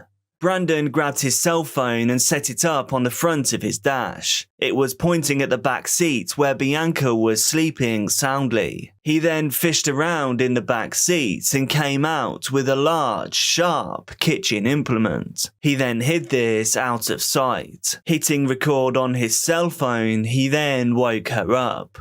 He now confronted her directly about the kiss earlier in the evening. Bianca admitted to it, which only angered Brandon more. It seemed that she just couldn't win in this situation. Bianca reminded him of their non-exclusive relationship. She asked if he was ready to now take her home. But sadly, he wasn't, and he never even planned to. Brandon launched a surprise attack on Bianca, grabbing the sharp implement and tearing into her throat. She struggled and fought back, but she couldn't hold him off. During this frenzied attack, her head was almost completely removed. A sick, frenzied attack that he filmed for his own amusement. Bianca simply couldn't escape her tragic fate. After she was no longer breathing, he left her in the back seat of the car and built a bonfire. If it was to burn the body, he never actually got around to it. After some time, he staged her body on a tarp whilst playing the song Test Drive by the artist Joji, a rapper and former internet personality. The song describes a failing relationship as the singer looks for something long-term while the girl isn't as invested. He then took photos of Bianca's body and posted them across social media. He posted one of her body with the caption, "I'm sorry Bianca," to Instagram, and another on Discord with the caption saying, "Sorry f***s, you're gonna have to find someone else to orbit." He then called numerous family members followed by the police to reveal his location. To replay this message, press 4. To get... Hey Graham, it's Brandon. I hope I would be able to reach you, but I guess I'm not able to, so I know this is going to come as kind of a surprise, at least to you it isn't to me, but I killed someone today. I killed my girlfriend. Well, she's supposed to be my girlfriend, but she cheated on me, and I just... In his call to the dispatcher, Clark said, There's going to be there's a murder. Okay. On Post Street, you said? The end of Post Street, yes. Okay. Very end of Post Street. Okay, what's your name? My name is Brandon. The victim is Bianca Michelle Devins. Yeah. What are you wearing? It doesn't matter. Okay, well, I just want to talk to you, okay? Yeah, I know you want to talk to me. I know how your job works. You have to keep me on the line, but it's not happening, okay? The police located Brandon and his vehicle on a dead-end road. Upon the arrival of law enforcement, Brandon tried to remove himself from the earth before collapsing onto the tarp that covered Bianca's body. Immediately upon hitting the tarp, he pulled out his cell phone. He then started taking various selfies of himself profusely. He posted one of these selfies to social media captioned, "Ashes to ashes." However, his attempt was unsuccessful. He was then wheeled away in an ambulance, and after being released, he was immediately arrested. So why would you want to shake hands with the killer? Well, Brandon, I'll tell you what, it's okay, take your time. You can ask me and I can ask you, but so you would like to talk to me then? Yes? Yes? No? I have to get through this and then we can have a full conversation. In his booking photos, a scar can be seen on the side of his neck. Justice didn't come quickly for Bianca's family. Clark pleaded not guilty to second-degree murder on July the 29th, 2019, but he eventually changed his plea to guilty before going to trial. His sentencing was originally scheduled for April 2020, but the pandemic repeatedly pushed back the hearing. Brandon Clark was eventually sentenced on March the 16th, 2021. During the hearing, Brandon expressed remorse for his actions, claiming not to understand how he could have done something so evil. He said, "For almost 2 years now, I've sat in my cell and I've wondered what I'm going to say when it finally comes time for me to speak to the people that I've hurt. And it's never been enough. It's never been adequate. I felt to really convey my emotions and to apologize. How do you meaningfully apologize for doing something so horrible and so irreversible? And that's the worst part, is that I can't take it back. I want to. I wish I could. I would give my life in a heartbeat to Bianca if I could. And I can't. Every day I wake up and I wonder how she would have spent that day if she were still here. Every day I wish that I could do more than just wonder. And I hate myself for what I did to her. I don't know why. I don't understand how I could do something like that. I don't even know who I was that day, and it disgusts me. I remember when I first met Bianca, how much I adored her and how much I just wanted to spend time with her, and for that adoration to turn into something so evil, and it's like a nightmare. Every day I wish I could wake up and just have it not be real, have it not be me. The evidence, however, showed that Clark was clearly a disturbed individual. Despite the argument that this was a crime of passion, he came prepared that night with a sharp kitchen implement. He had a checklist on his phone of what he had planned to do on the day of her death. This included changing his Instagram bio to display his date of death and posting the Fight Club quote, "This is your life and it's ending 1 minute at a time." His internet search history was also disturbing. He looked for things such as how to cut through the carotid artery, how to choke someone out, and how to incapacitate someone. He also had hundreds of photos of Bianca on his various devices. He checked on her social media daily. This was a man utterly fixated on a woman, completely obsessed, and he was enraged when she showed interest in someone that wasn't him. He was given a life sentence with a minimum of 25 years without parole. Months pass and I'm still not processing it. trying so hard to do anything that will keep my mind off the fact that my sister is gone. Distractions are only temporary though, so when reality set in, that is when I realized this is no longer a nightmare. This is my life.